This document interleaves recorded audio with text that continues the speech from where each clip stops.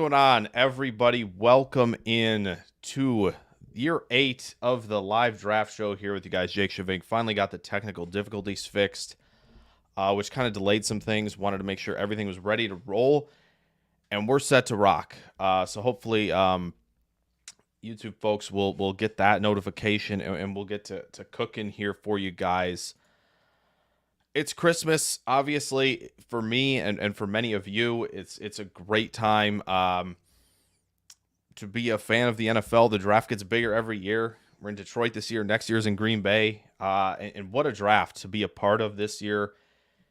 Man, offense is going to dominate early. Lots of good defensive talent, though. And of course, what the heck are the Packers going to do at pick 25? Are they moving up? There's a lot going on, and I'm excited to see how things kick off. And obviously there's maybe still some pageantry going on, but let's kind of get rocking here really quickly as we take a peek here. Want to talk about, because the Bears obviously have the top pick in the draft here, and they have pick 9 as well. There's plenty of notable visits the Chicago Bears have had, other than Caleb Williams, right? You look at the top 4 there: Rome Odunze, Malik Neighbors, Xavier Worthy, and Brock Bowers. 4 names that probably are going round 1 tonight. Xavier Worthy, I think, maybe is the one that would be more surprising to everybody else. And then you look at offensive line: Tyler Guyton, J.C. Latham, Graham Barton, JPJ, and then a lot of the edge rushers. The Bears have done a lot of homework on this class as a whole. So excited to see how, the Bears attack after they take Caleb Williams here first overall, which we're going to obviously be talking about that at length. Plenty of talk about the quarterbacks, how that order is going to shake out. And, we're just here along for the ride. I think the first 2 picks are pretty much in stone. If you ask most people, it's going to be Caleb Williams at 1. It's going to be Jaden Daniels at 2. And that is how I think things are going to shake out. As far as what happens after that, I think the Patriots have plenty to figure out. They obviously they know what they're going to do. At this point, I think they know what the first 2 picks are going to be. So I'll be kind of shocked if it's not Drake May, if it's actually J.J. McCarthy. This is I'd be shocked, honestly. I couldn't believe J.J. McCarthy going over Drake May, but entirely possible. So we just get to sit here along for the ride. We're going to be tipping picks for those who are new here, for those who are longtime folks. This is, the drill. We're getting into the picks really quickly. That's pretty much how we're going to attack it tonight. And we should have graphics for everybody. We're going to be talking about visits for every team. We got the team needs up. So all of that is going to be rolling. Yeah, I'm excited. I can't wait to be looking over here and seeing picks tipped, because that just means we're underway. And yeah, I'm thrilled. We got any questions? We looking at everybody got predictions for Green Bay. I see AJ Brown sign an extension. That's that's pretty sick. I mean, he's getting paid a lot of money. 84 guaranteed. 84 million guaranteed. That's insane. But yeah, I think I wanted to set some other stuff up for tonight, but I will say I think we're going to set that up for tomorrow night. We'll have some giveaways tomorrow for day 2. But for day 1, we get to sit back, we get to chill, we get to see a lot of what happens. There's been a lot of trade talk and a lot of movement in terms of like what teams would like to do. There's talk about the Rams wanting to move up, Philly. Everybody seems to want to climb up there to get one of those top receivers, and maybe they think those top receivers, maybe 2 of them are going to get past the first 6 picks. And the way that I think would happen is if the Titans don't, want to go the second lineman, you get 3 quarterbacks, and I think the first 3 quarterbacks are going off 1, 2, 3. You either get Marvin Harrison at 4, or you get the trade down with like someone like the Giants, who would go up and get the 4th quarterback. Joe Alt is the 5th pick, and then Marvin Harrison Jr. becomes 6th pick. Maybe the Titans say, we're good. We don't want anybody else other than Joe Alt. We're going to move down. You get, the Rams. We kind of talked about them. We talked about the Colts a lot as a team that's been moved up. If you were here on last night's show, and we did a mock draft with Drew of College Potato General Manager, we We traded up from 15 to 8 to land Malik Neighbors for the Colts. Like, I could see that happening. They could move up for Brock Bowers. Like, there's a lot going on once these first 3, maybe 4 picks are being made. And I think we're going to see whatever that trade number is tonight, whatever the number is, I think we're going to go over the number in terms of trades. I think 7, 8, 9 trades. I think there are going to be teams that are getting extremely aggressive in the 30s. I think you can count on the Washington Commanders holding 36 and 40 to be a big part of that. I think they're going to get aggressive. They could go as high as, the late teens. If they want to get one of the tackles, Latham, Mims, Fatanu in a fall, Fuaga, like, they can go make a move. The Patriots could make a move for offensive line. And so we could see the receivers after the first 3 kind of tumble, or maybe first 4 with Brian Thomas, where you don't see a lot until the back, maybe 8 picks of the draft. So much going on offensively. And then for the Green Bay Packers, right? Obviously, why most of you are here.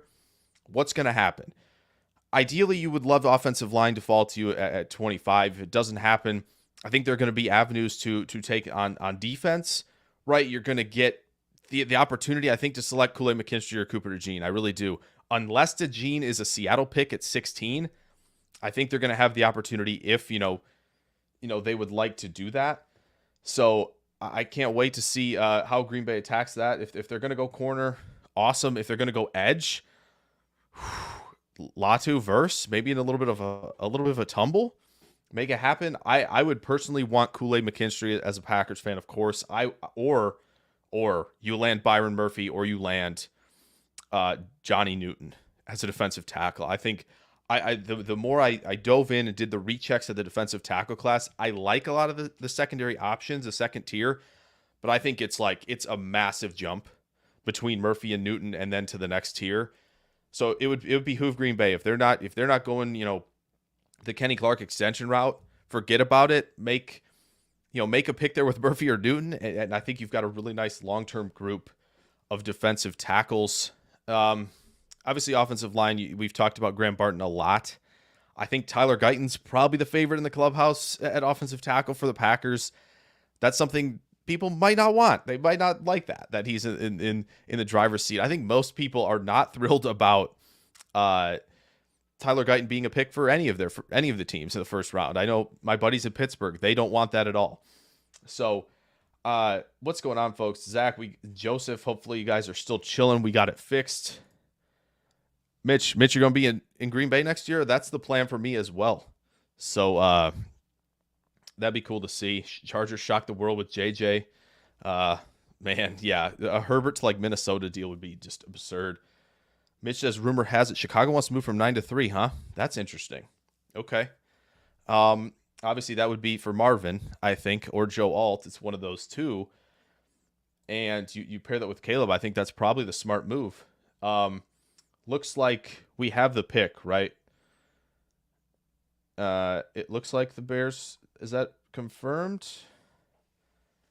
I'm sure it is. Somebody had to have tweeted it. Mark, how you doing? Good to see ya. Has it been confirmed? Okay, it has. Okay, so Caleb Williams has been picked by the Chicago Bears. Let's get to that pick, shall we? I want to talk about. It's going to be a fun day. We're gonna get a lot of this in depth, which I think is really exciting. Perfect. All right, let's talk about Caleb Williams, shall we? Let's talk about him. Bears select Caleb Williams. What's great news is I already had this banner in there last night, and I do have the next one as well. So that'll be good. We'll be able to keep things up. We're moving fast. Gonna be a fast-paced night. 6'1 1/8, 214 for Caleb Williams. Not the biggest, but he isn't like a lot of the smaller QBs. He's built a lot like Kyler Murray, isn't he, in terms of the frame? Because Kyler, another shorter player, but he has enough density to him where you can see him take some hits and kind of survive more contact, right? He's not a Bryce Young, very small player, right? He's not in that regard. He's not, maybe a little more Russell Wilson as well, where Wilson was more densely packed, but Williams has enough frame to handle the NFL level, and I know that's not necessarily what Packer fans want to hear, but I think he's great. I have him as my third overall player. He's awesome. In 2022, a dominant season, right? 42 touchdowns, 5 picks, 32 big-time throws to 11 turnover-worthy plays. In 23, a little drop in production, right? And I think there was a little bit of tweaking to the offense, right, where it seemed like they were doing a lot more within 3 yards of the line of scrimmage than they were the year prior. Maybe that was because Jordan Addison meant so much to that team, which fair enough. He's a really good player at the NFL level, good wide receiver too. But like it seemed like everything got more condensed. And so Caleb had to sometimes get a little more creative and kind of get to a second play a lot more because their teams were just kind of really keyed in on what USC was doing. That's not great news if you're a Washington fan, to be honest. I think that, that should be a concern with Kingsbury running that offense. Anyway, but 30 touchdowns, 5 picks, 27 big-time throws. Turnover-worthy play percentage goes up as well as the plays themselves in 23. His last 2 years of ADOT is at 9.5. We'll be talking about that a little bit as well with some of the other guys. In his career, 6.2 big-time throw percentage, 6.2% big-time throw percentage, and a 2.6% turnover-worthy play percentage. We'll get to see how that matches up with a lot of the other guys. But for Caleb, what it's about with Caleb Williams, it's about heightened creativity, incredible arm talent. Both of those things raise the ceiling for a player like Caleb Williams, right? I know he isn't who I'm about to say, but when you watch him, it's hard not to see Patrick Mahomes and a little bit of Aaron Rodgers as well. I know those are two insane comps to make about a quarterback, but that's truly what I see. I gotta tell you what I see. I gotta be honest about it. Even if I'm not gonna sit here and lie about who I think the player is. Right? I obviously can be wrong, of course, but man, I think when you look at the impressive accuracy and touch on the deep ball, intermediate, outside the hashes, he does a really nice job of driving the football out there. And he obviously has a great feel for pressure. And that feel for pressure allows him to harness the escapability that he has, of course. Right? He knows when to make slight adjustments, and he knows when, okay, it's time to leave. A player like Latu's in my lap. I got to make a move here, right? He understands that. He can change arm angles, right? He's not just a straight, like, way overhand pitcher. He can change it up a little bit to make some throws, right? You see that at the NFL level, right? Defensive linemen are going to get their hands up with a lot of quick game. If you can make that slight adjustment, like Stafford often does, that's going to be beneficial to you, of course. Okay, and he makes really impressive throws on the move. UCLA game, Tulane game last year as well in the bowl game that they lost. They're just stupid good throws by Caleb Williams on film. Now, the reason I think he's like Aaron Rodgers a little bit is the processing skill set in structure. I think there are times he doesn't take what's given a little bit in terms of 1-2 in the progression where you're finding stuff over the middle of the field. Now, I will say, I didn't put this on here because there wasn't enough room. I think he gets to the check down really well. I think he might need to hang with the concept a little more than he does, but I do think if he is not comfortable with the concept, he knows where his check down is. He understands, okay, I can take this, right, and live another down, get a few yards, right, get to second and third, and then, figure it out from there. But I do think there are several concepts over the middle where he is not sticking on them long enough. And that comes with time, hopefully. That comes with better coaching. That comes with better trust, right? Rodgers had to get back and trusting again with a lot of that stuff when it happened to him, right, in 2015 and 2016, right? It's something had to change. Williams is going to have to do that a little bit as well, but I think he can do it. I think this is going to be the best quarterback the Bears ever have in their history. It's a little unfortunate, but of course, it's always fun to see more competition in the division. So there you go. Caleb Williams to the Chicago Bears. And Washington will be on the clock, I assume, unless they've already picked. They might have already picked. So let's see. What do we got? Yep. Okay. So there it is. I want to bring this up really quick before we get to the Commander's selection because that is rolling and we are rolling here. But I want to get to this with the Commanders just really quick to talk about this. Obviously, top needs their QB, offensive tackle, guard. Almost put center on here, but then I remember they have Tyler Biadasz. Of course, edge I think still could use work. Defensive back, and you could throw tight end in there for a good measure. Obviously had Jaden Daniels in for the top 30, who we are going to be talking about. obviously had May and Penix in there. Jatavian Sanders, Jared Wiley. So interesting. Some more move tight ends that they had in for a visit. They've gone through a lot of offensive linemen there. Morgan and Rosengarten, two guys who could go early day 2, if not on day 1 tonight. Chop Robinson and Nealand actually in that same sort of tier category with where they could go. Chop Robinson could go in the first. Nealand there's been rumors about that. Austin Booker, interesting. Couple linebackers there, and then a couple mid-round corners on the visits for the Washington Commanders. Interesting stuff there. But obviously they've made the pick, and we don't want to stick too far behind. I don't know how the broadcast is going. I have no clue. Are we ahead of them? Are we on par with them right now? I think we're probably on par, as we're just trying to kind of get back into gear here as we rolled through the technical difficulties. But we've got Jane Daniels. Let me grab that really fast for you guys as we get rolling. Okay, great. We've got Jaden. Okay, so Jaden Daniels for me is not going to end up in my top 3 quarterbacks. Yeah, Zach, what's going on? Good to see you. It's 5 years. It is 8. It is the 4th year I believe we've done this on YouTube. But it is indeed year 8, which hard to believe it's already been 8 years since we started doing this. I remember up in Nate's apartment, who should be joining us here in the next 20, 25-ish minutes, I think. He'll be around to hang out tonight. It's insane. We were in, his room at our house back in college, and it's crazy that we were just streaming on this little phone on Periscope, just thinking like, wow, what could happen in the 2017 draft? Lo and behold, it's one that a lot of people around, the Midwest are going to remember with Trubisky. A lot of people are going to remember it in Kansas City as the big trade up and the risk that was worth taking for the Chiefs to be who they are today. So really quick now, Jaden Daniels, he's 6'3", 205. I just wonder if he plays 205, but I do think there's another quarterback that weighed in even heavier than I thought that maybe Daniels would to kind of mask that weight.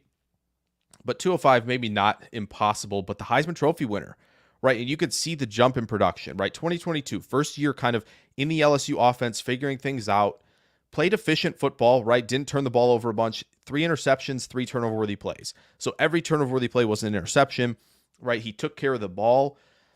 He had 1,000 yards rushing in 2022. He upped that in 23, 1,250 and 10 touchdowns, 40 touchdowns, 44 interceptions, 7 turnover-worthy plays. Pretty good job taking care of the ball.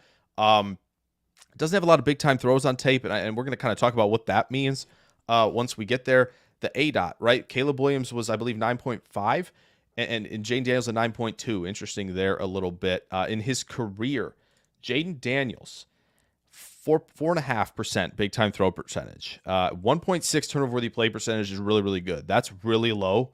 Impressive there, but doesn't have as much of a big time throw percentage as Caleb Williams. Now for Jaden Daniels, electric rusher with a penchant for big play passing. And I think the big play passing, you could argue, is part of playing with Malik Neighbors, playing with Brian Thomas Jr., right? Like those two guys are going early tonight. We know that.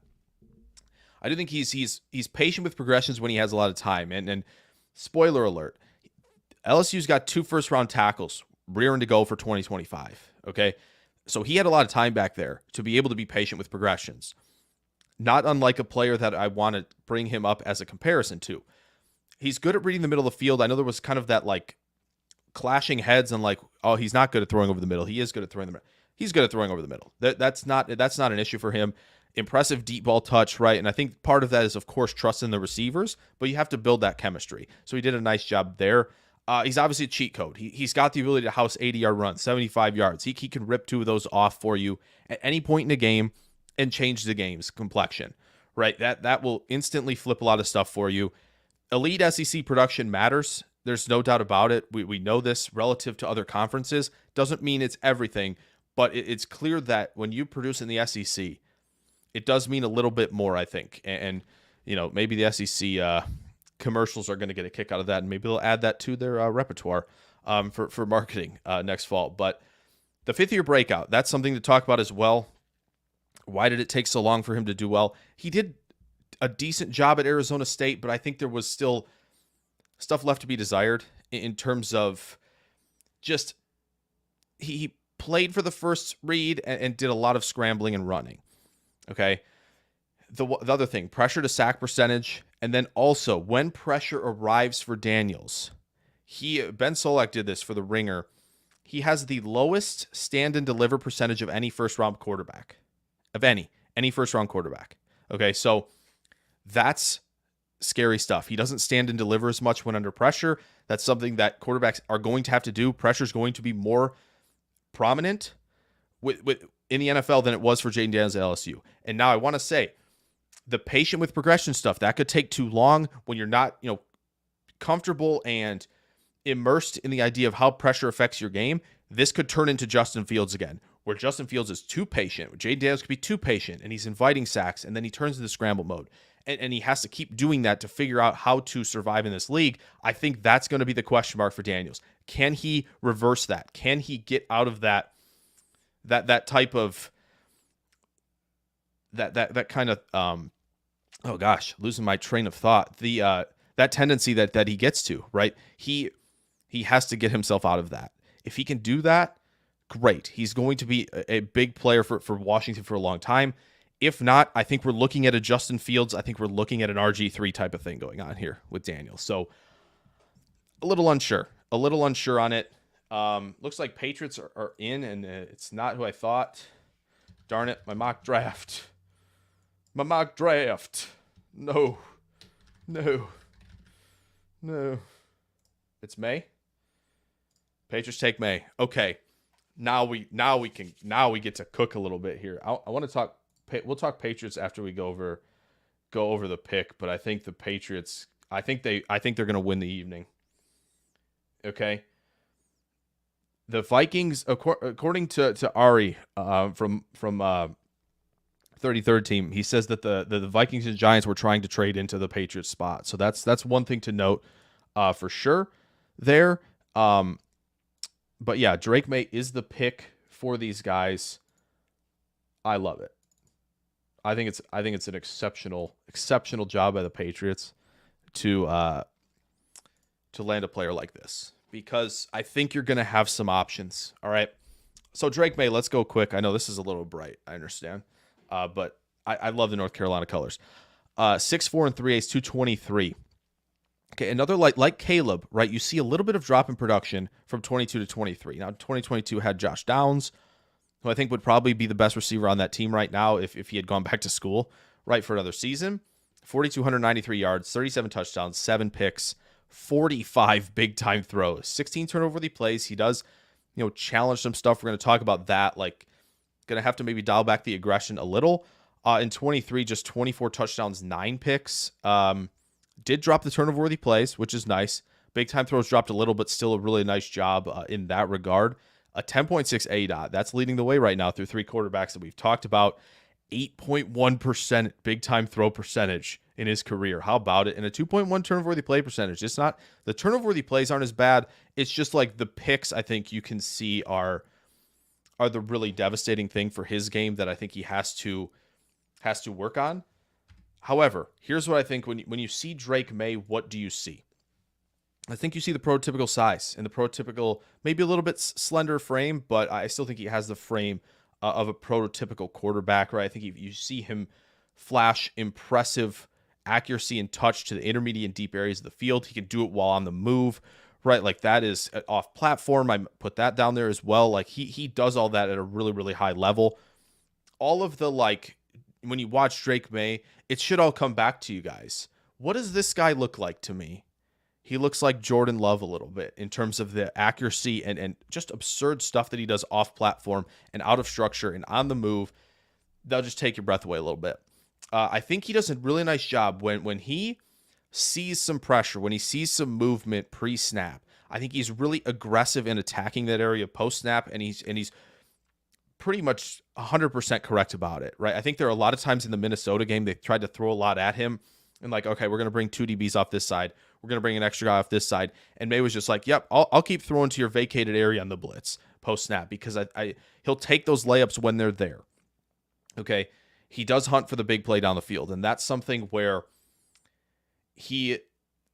that type of aggression is good. That type of you can I think you can dial it back.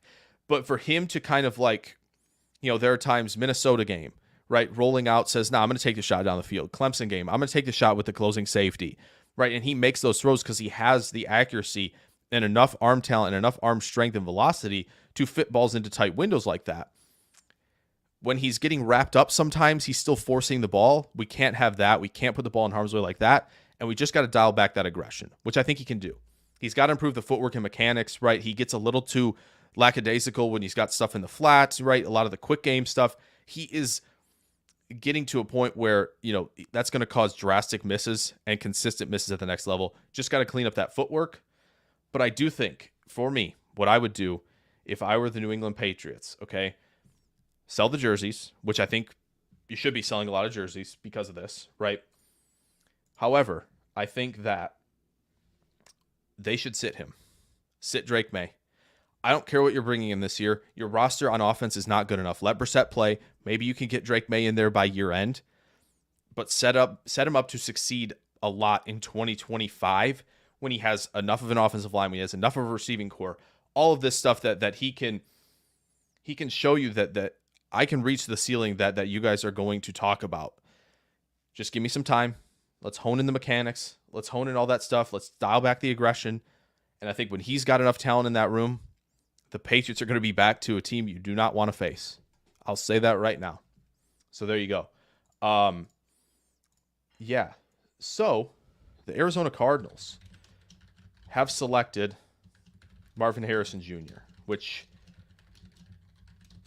yeah, I mean, that's obvious selection, right? Should be the selection. We knew this was coming, right? Yeah, Harrison going here to Arizona. We'll catch up. Don't worry. We'll be back to tipping some stuff, unless it's on the screen already. Are they moving? They're moving pretty quick. They're not moving too bad here. But Harrison is the selection. Really quick on Arizona, just because they have a lot of picks tonight. We'll get to Marvin for sure. Yeah, this was pretty easy. The first 4 picks without movement, right? Barring surprise movement, were pretty easy to predict. And it should be a little chalky. I still think, I would have no problem taking Malik Neighbors here if I were Arizona. But Marvin and Neighbors are my 1 and 2 in the class. I do want to bring this up really quick. Arizona's notable top 30 visits. Obviously, Harrison, Neighbors, and Odunze were in there. I want to make sure we watch out for Arizona at 27 to make a move up into the teens, because I think that is something. Go get a top pass rusher, maybe one of the defensive tackles, or they met with J.C. Latham right there, of course, right? Terrion Arnold, wouldn't be mad if they went up to get him. Those 5 names there, Turner, Latu, Robinson, Latham, Arnold, players to watch Arizona to land tonight, right? I think that is something that we should be talking about more, of course, and I think has been talked about enough, but just got to keep bringing that up. Bring up those nuggets about teams who could be moving up. Arizona has 27 and 35. They got a lot of capital tonight. There should be no problem for them going up to get offensive line, right? Help Kyler Murray out, move Jonah Williams inside. Like, that should be something that they should be thinking about. So, and yeah, Mitch, I think that's fair to question the accuracy concerns with May, because I think what happens is the accuracy issues stem from mechanical problems and stem from mechanical. Laziness is the wrong word, but I think he gets too comfortable with playing free-formed.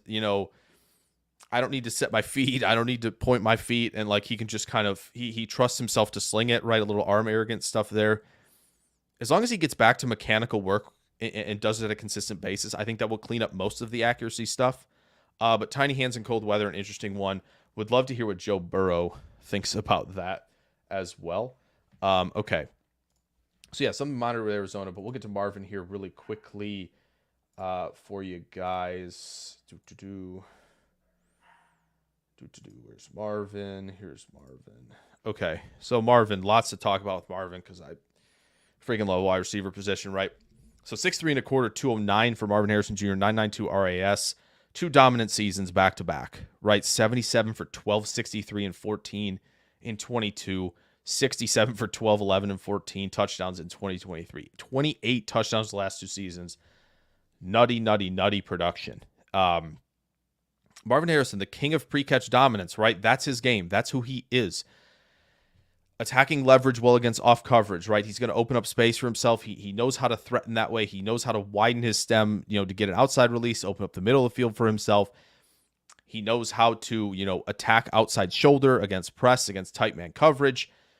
And he wins with really good tempo too. And that's the thing where when you're Marvin Harrison Jr. and you don't have elite speed, you have good enough speed, sometimes stacking and winning down the field is harder for you. However, with the tempo he can play with enough burst that he has in the short area, with the hand swipes and the ability to combat some contact in the stem, right? He can throw in that hesitation move. He's able to win down the field, and that helps him a lot. Obviously, he can work into blind spots very easily, right? You get guys in a lot of bail technique, which a lot of deep coverage shells do that more often, 4 and 3. He'll be able to attack there and open up big windows. And opening up windows is what you need for Kyler Murray. That is exactly what Kyler Murray needs in this offense. They've got a lot of talent there. They run the ball really well with Drew Petzing as offensive coordinator, but now you have Marvin Harrison in here with, Michael Wilson's fine player, right? Greg Dortch is fun to talk about, but Harrison and Trey McBride, cornerstones now, okay? Exceptionally quick and sudden in his breaks. His release can be complex or it could be simple. Simple split release, simple speed release. He can do that at a high level. He's got great high point tracking and adjustment skills at the catch point, just insane body control, sideline awareness. The catch against Indiana where he somehow gets 1 foot in is absurd. He's not the best after the catch, but he's got good vision and toughness. The one knock I would have on him is his hand technique at the catch point. Other than that, I mean, goodness. I think some of the hand technique is just, it's correctable, right? Where he gets into a point where it's a little off, or he's not making, he's not putting himself in the right spot with his hands, depending on if he's over his shoulder or in front of him. Sometimes he kind of needs to adjust last second and doesn't, and tries to, and that leads to some drops. But overall, I mean, guy's an absolute monster at wide receiver. No question about it. So, the Chargers are picking, according to Rappaport, no trade. Kyler Murray tweeting, "Let's rock" at Marvin Harrison Jr., of course. Absolutely. I feel like the top 4, this is where we really get going here, right? This is where, everything starts to come together. We look at what has been said about the Chargers recently. Let's bring it up. Let's bring up the Chargers here. Because I think when you look at them, I'm sure they're going to pick as soon as I bring this up, but when you look at the Chargers, right, what their needs are: right tackle, center, wide receiver, tight end, defensive interior, linebacker, defensive back. There's a lot going on there. They've met with a few running backs: Blake Corum, Chris Jenkins, and Junior Colson. Wow, they've met with the 3 Michigan guys who are up there in the rankings, of course. Neighbors they've met with. Brock Bowers they've met with. It could be. I think there's 4 options that they could. Four guys they could pick at pick 5. I think it's Neighbors. I think they could pick Brock Bowers. I think they could pick J.C. Latham, who's had that kind of late surge in a lot of mocks to be that 5th overall pick, because Joe Alt maybe isn't as comfortable moving to the right side, or they pick Joe Alt. So I'm very interested to see what the Chargers end up doing here. So it sounds like no trade. So it's going to be Chargers picking somebody.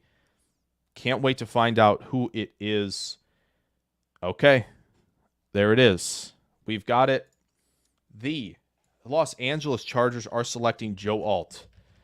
So that's, they've told you what they're about. There was a little bit of talk about Neighbors because him and Herbert know each other. But there you have it. You have Joe Alt going to the Los Angeles Chargers, and now you have Rashawn Slater and Joe Alt protecting Justin Herbert, but also being effective players in the run game, which I think matters a lot. And when you look at, what the identity is going to be with Greg Roman, this shouldn't be as shocking, right? This shouldn't be some kind of, mind grenade, like they can't believe they wouldn't take receivers. They just don't value it, right? That's not something they value. So will they add receiver in this draft? Yeah, probably they will at some point. I just don't think it's going to happen early. I think defense is going to be on the docket at pick 37 for them. Probably going to be one of Colson or Jenkins if I were to project that now. But I do think it makes sense. They got to get this offensive line right. That's something that the Chargers have struggled to do. Zion Johnson just hasn't been the player we'd hoped he'd be, which stinks, of course. But Slater's still the guy we know. He just, some unlucky injuries, which has also been a Charger thing, but hopefully that gets reversed. But yeah, man, Joe Alt. I mean, yeah, I'm excited for this for the Chargers. I think it's a new direction that they are going to take. This will be interesting. Okay, so Schefter tweeted this, and actually, I can just share this, can I? Yeah. So here we go. In recent weeks, says Schefter, both the Patriots and Vikings reached out to the Chargers to see if they'd any interest in trading Justin Herbert. How about that? So that has happened. That was floated out. The Patriots and Vikings made some calls about Justin Herbert. Now, the Patriots making a call and then still taking the QB. Does that mean they're not sold? Could be what that means. Okay, let's tackle Joe Alt here. Working with two tabs. Working with two folders on my computer, so I have to flip between them for the needs and then flip it for the prospects. But Joe Alt, 6'8" and 5/8, 321 pounds, 991 RAS. Impressive size, impressive movement skills. Like that's what Alt oozes out there is exceptional athleticism at that size, right? 2 years of elite grades across the board per PFF, right? As a pass blocker, as a run blocker. You see the movement skills in both phases, right? You see him fire off the ball with good quicks, but he's under control. Movement skills, heightened movement skills whilst under control is so underrated at offensive line. It's something that really should be brought up. That sentence alone, when we talk about offensive line a lot more, he's so quick into his sets, whether it be 45, whether he's jump setting, whether he's kind of more setting flat to the offensive line, right? He can get into the vertical sets very easily, right? None of that looks challenging. It looks fluid. It looks under control. It looks natural. And the mirror skills are as well, right? When he is varying up his strikes, not varying up the strikes, when he gets that initial strike, I should say, right, that he does a good job keeping them off balance, but when guys work to counter, he's still active with his hands, right? He's still maintaining good leverage. He's got really good flexibility for someone at 6'8". He can sink down pretty low to gain a little bit of leverage, and that offers him still enough to maneuver, but also anchor if need be. And really, the only thing I have with Joe Alt, because I think he can reach block well, I think you see him down block really effectively because he can generate so much momentum with his size and with that quickness that he has. Reach block, zone blocking, right? He can be in a power scheme. I don't think that's going to be a problem for him. Pulling isn't going to be an issue for him because of the movement skills. Really, the only thing I have a question about is varying up the hand strikes. He two-hand punches a lot. That's his initial strike a lot of the time. That's my concern. And so I think if they can just clean that up, which the two-hand strike has still been effective for him, but there are guys who at the next level have often struggled with that. A few guys from Notre Dame come to mind. For sure, Eichenberg was one of them. McGlinchey did a lot of that. They had to kind of adjust. Joe Alt just has to adjust in that regard. And you're looking at probably a potential Hall of Famer right here at tackle for the Chargers. So Chargers really love that pick. No problem not going receiver. I have Neighbors higher, but I think Alt makes all the sense in the world. So, okay, here we go. Giants. We're making moves. Giants are already picked. They are rolling. There was a lot of talk about the Giants potentially going Roma Dunze, which they have not. The New York Giants have selected, I think, my favorite player in the draft, which if you guys been around here long enough, you know who that is. The Giants are selecting Malik Neighbors, wide receiver from LSU. Yeah, I mean, come on. We know about this cat. We know how good this cat is, right? He could be wide receiver 1, and I wouldn't bat an eye. I really, really believe that. Truly believe that. Joseph, what's going on? He says, I don't want Mims or Guyton for Green Bay. Says both are not anywhere near ready. Honestly, Guyton reminds me of Sherrod type pick. Yeah, I think a lot of people are concerned about Guyton. I'm less concerned about Mims, to be honest. That's the swing I would rather take than Guyton, but I understand that concern. The wide receivers started falling, but now two of them are off the board. So let's talk about my guy, because this is the guy. This is the guy right here, man. We talk about how good this guy is. I mean, man. Oh, love this for my guy Malik Neighbors. Love it, man. Go be Odell Beckham, okay? Go be that talented of a player, because I think he can get there. 6 foot and a quarter, 6'0" and a quarter, 199, 967 RAS, 89 catches for 1,568 yards and 14 touchdowns in 2023. Yeah, no trades. Yeah, of course. None that we've expected to this point, unless the Vikings move up here with Tennessee, because Tennessee doesn't want anybody after Alt. I don't know if that's going to happen or not. Joseph, if Neighbors is good, Joseph, I'm getting a jersey. Don't get it twisted. I'm getting the jersey. I haven't yet gotten my Devonta Smith jersey. That's one I want to have, because he was always my guy. And then I got to get a Spoon one, Devin Witherspoon, because I went to U of I. So I love Malik Neighbors. Love it, love it, love it. Mitch says IMO Neighbors equals Garrett Wilson. Mitch, that's what I'm talking about. I think he's Garrett Wilson with a little more jetpack to him, which is love that. I think he's close to Chase. I do. Let's talk about Neighbors really quick, shall we? Man. So I think this first sentence is how I always describe Malik Neighbors to people. Is it's unreal explosiveness combined with detailed control. Okay? Detailed control. When he has that type of detailed control, teams just it's going to be a struggle for teams to hang with you at any point in a football game, okay? So, he has the elite short area burst, angle breaking speed after the catch, right? He can destroy angles. Guys can think they have him wrapped up, and he's already 6 feet to the left, right? He is his basically the short area burst he has, right? In 2 to 3 steps, he's up to top speed and it's over. Okay. The stop-start acceleration is really impressive, right? He has easy wins down the field as a vertical threat. The slot fade was king for LSU's offense, and he just destroyed slot corners over and over and over and over on that play. And again, you can throw him in the slot and let him cook there too. I still think he can play outside, and it's not going to be a problem at all.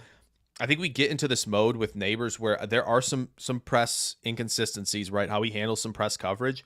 But I think we get into the mode of, like, in our heads, sometimes some people do at the receiver position where, oh, he's not super big, he's not an X.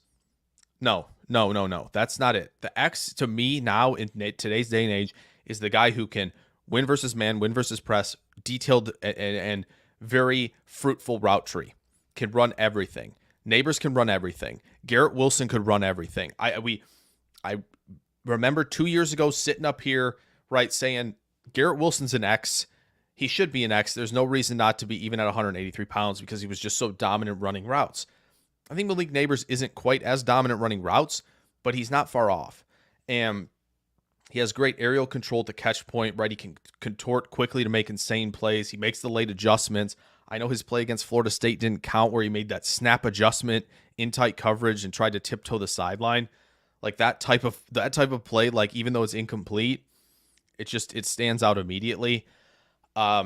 He's a really sharp cutter too, and then that can cause him to lose balance at the top of the route a few times, but more often than not, it's generating some separation because he's in and out in little to no time, right? So that's the biggest thing with him. And of course, what I think I didn't put on here is when you watch him run these curl routes, these comeback routes, what he does really well is he makes that initial effort back to the football, right? When he sees he's running a curl route and it's against press coverage, which is not an ideal place to run a curl route.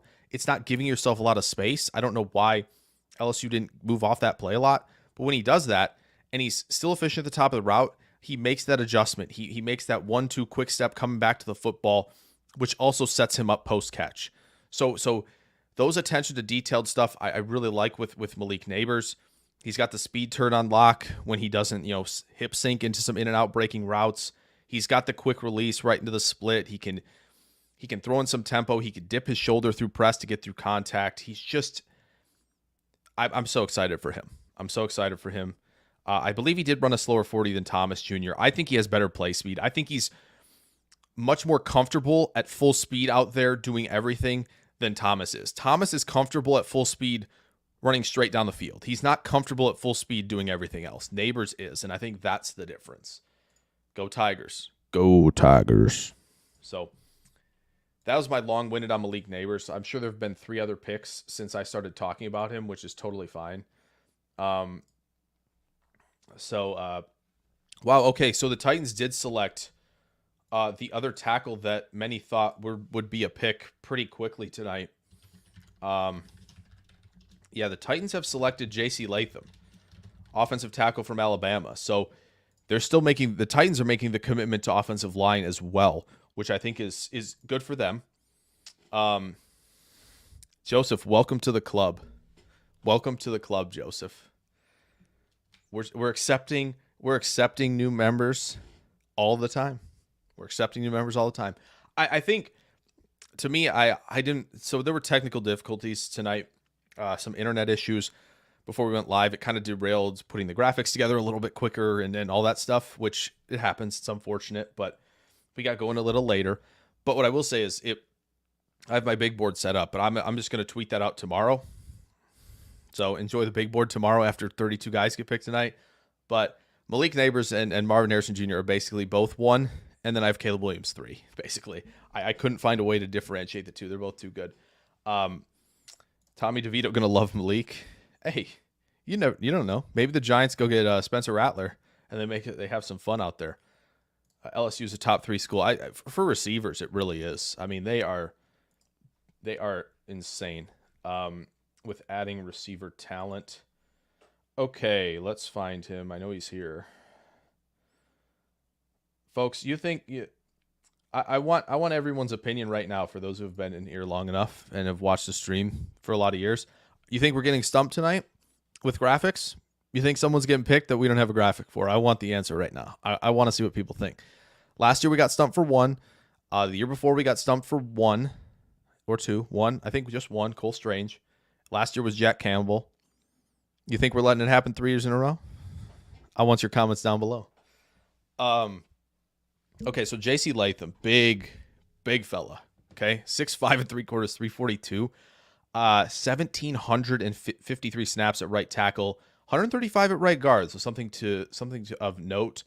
Just in case tackle doesn't work. Now, obviously Tennessee, you're picking him at 7.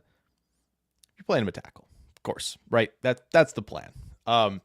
Obviously the elite size. We kind of talk about that. I think he's got smooth pass sets. I think. When you're asking him to get into a vertical set against speed, I think he can handle that. When you're asking him to 45-degree set, I think he can handle that. He looks under control. It doesn't look clunky, honestly, for a guy that big, which is a massive compliment for sure. I think the strike timing is the thing with Latham that really impresses me. The hand placement's good, and when it's good, he times up the strikes so well that it feels like rushers are immediately off balance. The rush is done. It's locked up over there.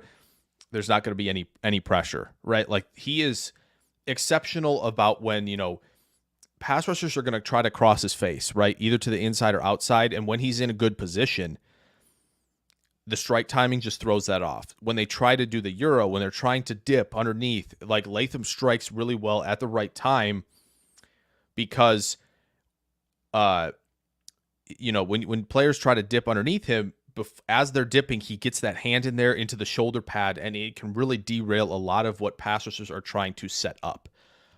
He can easily absorb the bull rush, right? He can uproot and displace defenders in the run game. He flashes some of that work to the second level. I think the two things with two things. I can. The camera's not over here with my left hand. I don't know why I did that. The two things with Latham, he fires really aggressively off the snap in the run game, sometimes to the point where guys can easily latch on and basically push-pull him to shed him a potential block and get him on the ground. So he's got to hone in that a little bit of aggressiveness off the snap. Does he have the quicks to mirror and recover? Some of these guys that have elite change of direction, right? That's my concern a little bit with him is losing to the inside move is really the thing that he struggles with a little bit. The inside move shocks him sometimes. You know, guys that cross the face of guards sometimes with him that they'll shock him entering that gap and he's not there in time. That kind of thing is why maybe he might be best at guard. I wouldn't be taking Latham top 10, to be honest. I'm just not a big fan of doing so. But I do think the backup plan with Latham would be to play him at guard. So, Titans select Latham. It's been pretty chalk, no trades. I'm sure there's been plenty going on because it's a lot to keep up with. No, we're caught up. We're doing good. But yeah, I think Latham. I think Latham is solid. I just think, you know, when you're looking for franchise left tackles, personally for me, I want a Fautanu type, right? Fashanu, I'm okay with that player. I want the Joe Alts, right, of the world. Latham, I'm not as. I think he could be a good right tackle. I think he could be a pretty strong guard if he kicks in there at some point in his career. Just a little hesitant about top 10 picks. So Latham went earlier than I thought. Yeah, the mocks were in on him going quite early tonight, which they nailed it. There might be a shot Green Bay gets Fautanu. There's a chance. There's the talk of him. What? Are you serious? There's no way. But there was talk about Fautanu falling because of a knee injury. Guys, if this is real, are you serious? They are. The Falcons are taking Michael Penix.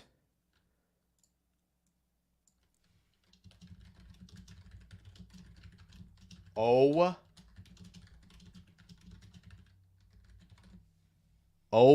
my gosh.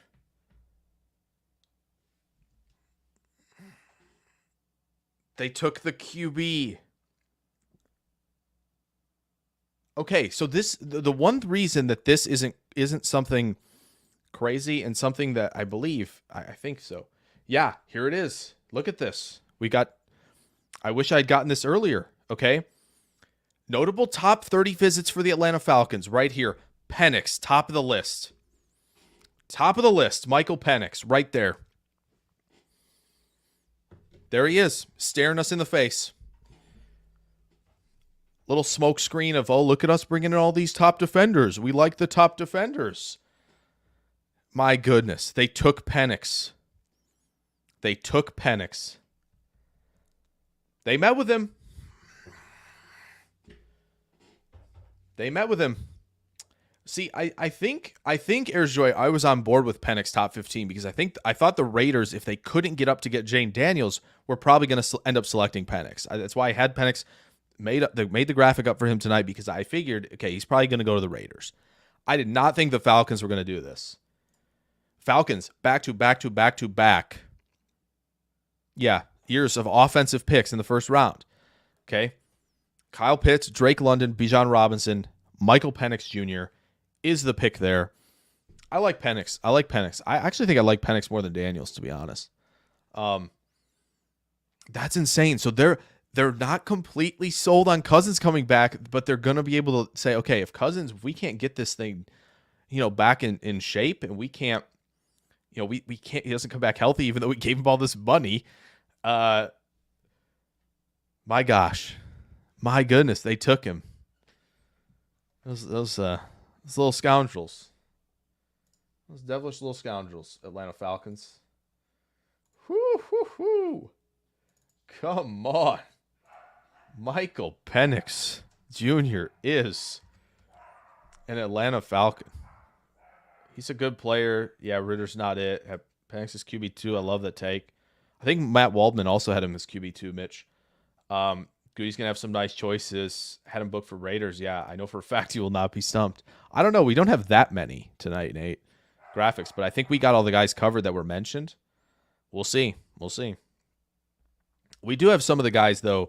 I do have some graphics that are made for day 2 and stuff like that already because of videos that I made. but there's a chance that we could get stumped. But I like our chances tonight. It's good he won't play right away. Atlanta doing this thing right as well. So Michael Penix Jr., 6'2 and a quarter, 216. Back-to-back years of really strong production here. How about 2023, though? 4,900 yards, 36 touchdowns, 43 big-time throws, 12 turnover-worthy plays, a 10.4 ADOT over his last 2 seasons. And it's very similar to Caleb in terms of big-time throw percentage and turnover-worthy play percentage down there. He's not playing right away, right? He's obviously had injury history, but it does seem like it's behind him.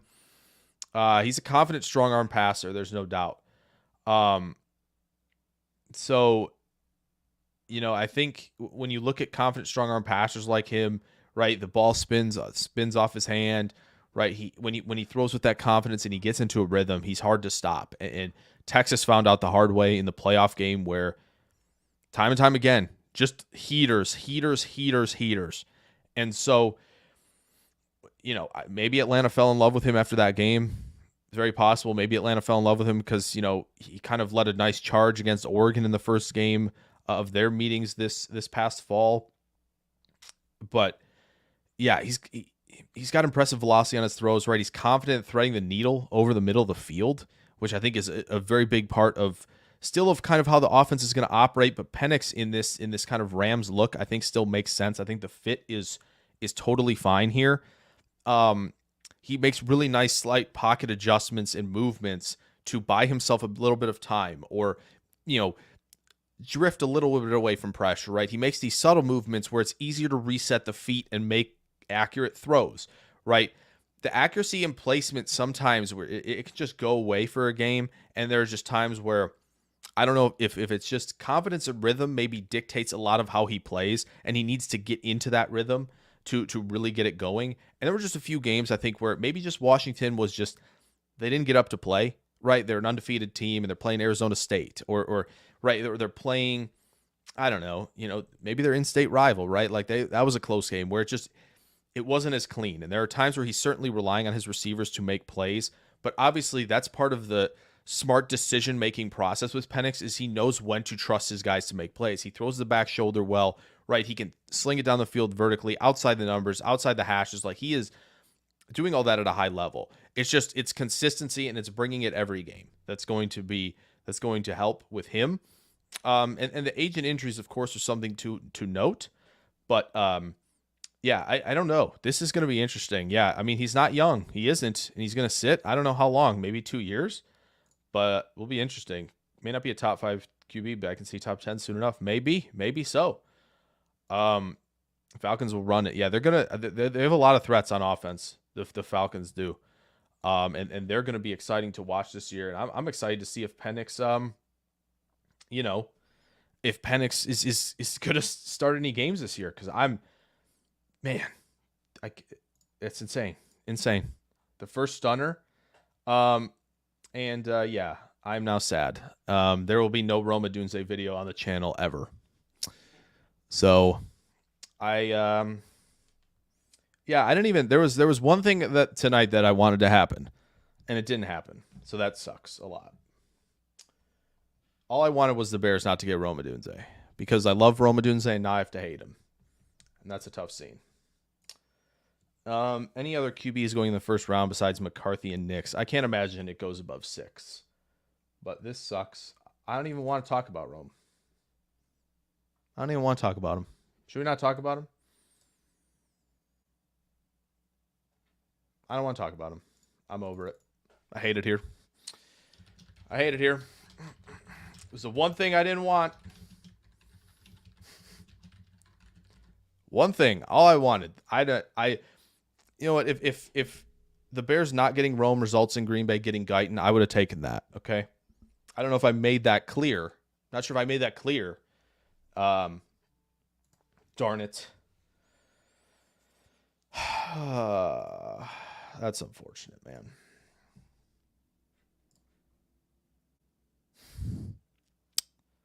Sucks. Okay. Let's talk about Roma Dunze. I really want to do post-draft coverage on Roma Dunze, and I'm not going to now. Desperate teams might reach for a 7th QB. I don't know. I think when you list like the QB needy teams still left, right? There are 3. I think when you look at them, it seems like the Giants are not going to roll with it at all. I think they're fine. I think they're going to stay where they're at. I think the Broncos, the Raiders, and the Vikings are the 3 teams. But I think if you're Spencer Rattler is in your sights, you're not moving up at the first for this. We're not. I don't think we can do this. I really don't. But the Bears took Rome Odunze, and we have to talk about it, unfortunately. Sucks because I remember before the 2023 process began, I was a little sad that Odunze wasn't entering the draft. He came back and then he dominated at Washington for one more season, 6.2 and 7 8 212 and 9.92 RAS, 92 catches for 1,639 yards and 13 touchdowns in 2023. Had 21 of 28 contested wins and a 15.5 ADOT as well in the fall. Yeah, he's got exceptional catch point work, and it's not just like I can win at the catch point because I'm just bigger, stronger, and can leap. There's so much that Odunze does at the catch point that matters a lot at the NFL level, more so than how many contested catches he wins. It's making slight path adjustments to adjust to the football, to track the football over your shoulder, right? He could be step by step with somebody down the field, and because he's A, gotten back on his line vertically, and B, that what that does is that opens up the sideline a little bit for you to kind of adjust, right? Lean over and make that slight adjustment, right? Break off of that contact, free yourself of the catch point, track it over your shoulder. He has been able to flip his shoulder to track and catch the football. That's tough to do. That requires elite hand-eye coordination. He has it. Okay? Those adjustments on his path create that catch point separation. He can change some tempo to give himself more favorable chances at the catch point. Right? He's got the leaping ability, of course. He can contort the body. He does a really nice job adjusting late and separating late to make plays on the back shoulder throw. He's got the quick release. I think he combats press and he combats tight man coverage really well. Right, good hand swipes to keep himself going in the stem, in his route stem to set himself up well at the break point. I think that, when you see him run smooth and when you see him be just kind of fluid and when he's not sharp breaking, we often think about that. That's not as good because you watch the Garrett Wilsons and you watch the Neighbors and you watch guys like that. You watch Harrison, but he's smooth and he's quick enough through the breaks where he makes it look pretty easy.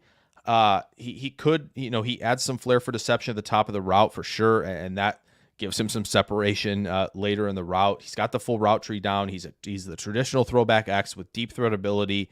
He's not him like Harrison, not the best after the catch. He's got good vision and toughness, though. I'll say it. I'm not afraid. I'm a man. I'm 40. No, I'll say it. I think he's wide receiver 1 in Chicago. I think DJ Moore immediately goes to wide receiver 2, personally. Just my opinion. I think he's wide receiver 1 immediately. So the Bears don't scare me now. They have very few shots to fill depth. Yeah, they're gonna struggle a little bit offensive line wise. I think to find a guy they want. They only have pick 75 and then pick 122. Their low line's fine, but it's not great.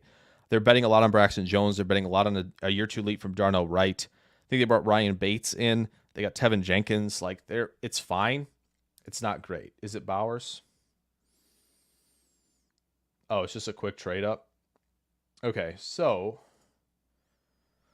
I'm not going to try and type these trade terms in, but the Vikings and Jets have just swap picks here. That would be a lot. You're in the top 15? That'd be insane. Even if they trade down. I don't know about that. So, without further ado, let me introduce the man who has made it in time for the stream yet again. Nate Williamson's here. What's going on, ladies and gentlemen? Nate, how you doing? Weird. I don't know what's happening. One sec. Okay. You're good. Do you want me to take you off stream? I could do that unless you're good. Sometimes the audio settings get funky on there.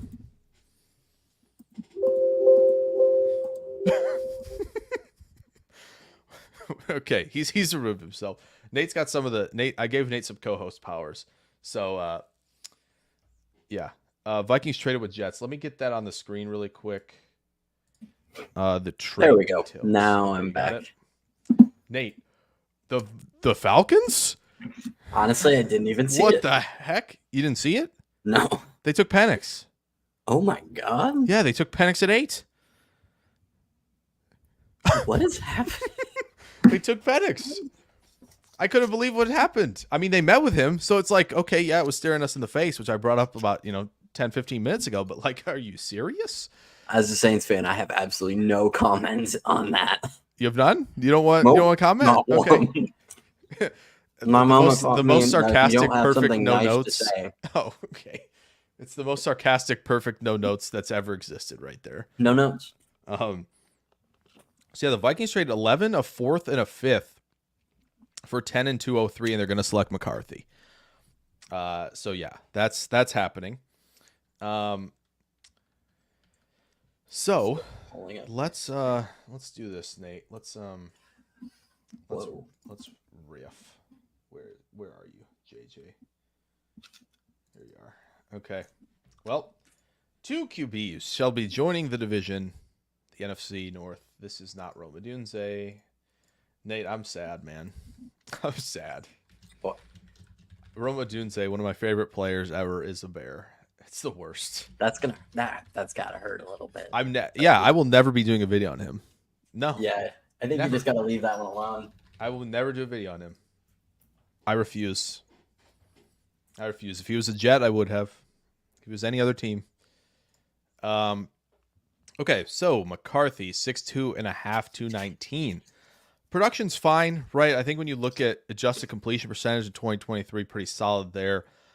Pretty much hovering around that, 21, 22 touchdowns, 4 or 5 picks, but more turnover-worthy plays than picks. So telling you he's getting lucky with some interceptions that aren't, he's getting away with a few things here and there. A 10 ADOT, though, is good. He's taking shots down the field. He's taking shots in the intermediate area of the field where he definitely thrives. And I think that offense is going to give him those opportunities to do so.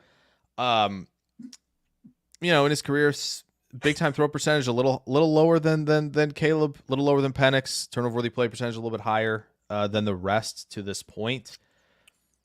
I don't know. I don't want to. I'm not putting him. I'm not putting a Rome Odunze video with a Bears logo on my channel. It's Glad not you happening. have somebody keeping you in check. I have standards over here. Okay, this putting a Bears logo. No, I will not. I will not cave. I have a lot of Bears fan friends. I have a lot of Bears fans. I have a lot of friends who are Bears fans. I'm gonna tell them to shove off. I'm not giving you that. Go find it somewhere else. Brett Coleman put up a great Rome Odunze video. Go watch it. Didn't think about the fact that when I said that name on that comment, my certain smart speaker that's next to me would trigger as well. Yeah. That has to be a very common occurrence in a certain household. Yeah, for sure. That's why I named mine Echo. That's right? smart. So That's smart. yeah. Okay. Well, JJ McCarthy. Should we talk about him? I feel much better about Penix going to Atlanta than I do about Jane Daniels at 2, first of all, and maybe even here McCarthy.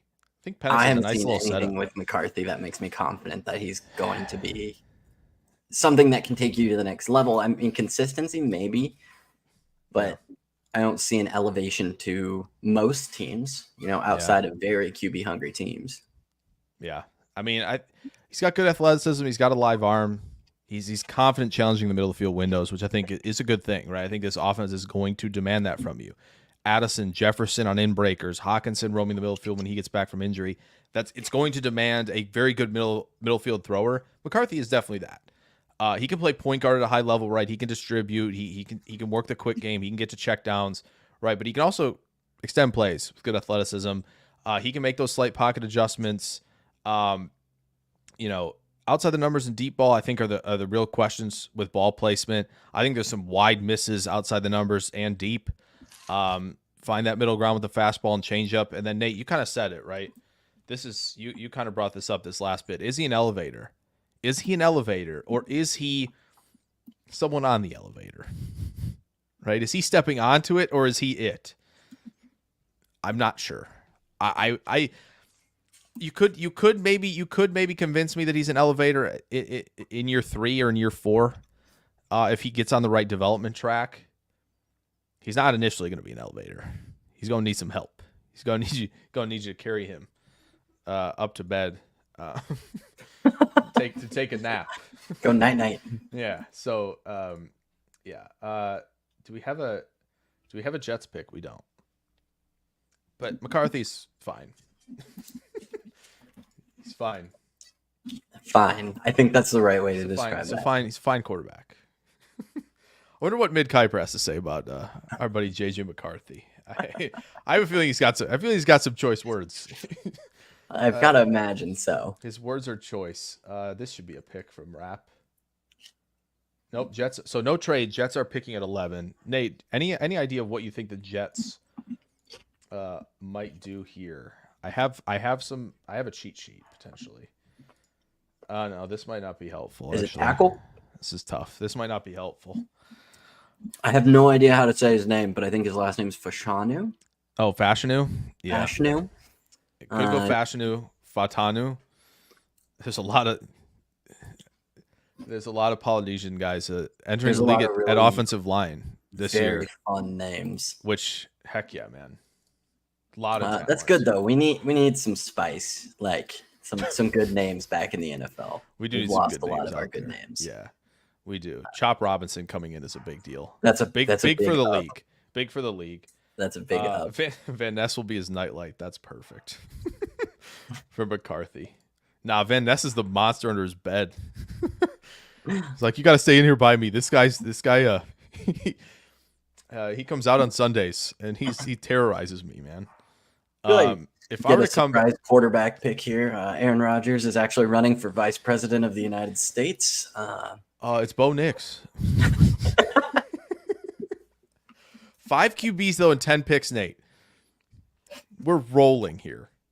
We're rolling with 5 QBs and 10 picks. Insane. Yeah, it's wild. I did not expect that quickly to come off the board. Now, first round, sure, but I thought 4, but geez, the later teams have got to be like rubbing their hands together maniacally, like, because so many positional players are still left.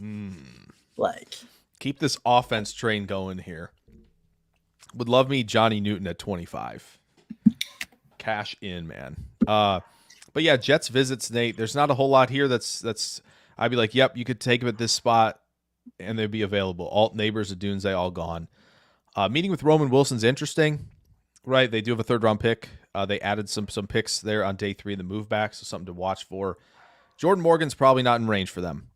I don't imagine that there's going to be any scenario where they're moving up to get him that far. So, and they're not going to take Nylander or Chop Robinson this high. That would be kind of insane. Be a little bit of a. So there's not a whole lot there that I'm pressing for. If I'm them. Okay, they did. They took that dude. First guy you mentioned, Nate. See, I'm saying. Where is he? Here he is. It's my insider knowledge. It's the really grid is so difficult to see on the small screen when I have the folder open and there's like 72 pictures in here. I'm like, where is it? I can't see. There it is. Like, holy cow. Okay. So the Jets have selected Olu Fashanu, offensive tackle, Penn State. Yeah, Van Ness is carrying weight really well right now. Dude makes DeJean look like a toddler, which is nuts. Which DeJean is 6'1", like 204. So I mean, jeez, that's it's crazy stuff. But yeah, they don't have to draft edge early, but you could add a Johnny Newton to Byron Murphy to your squad right there at 25.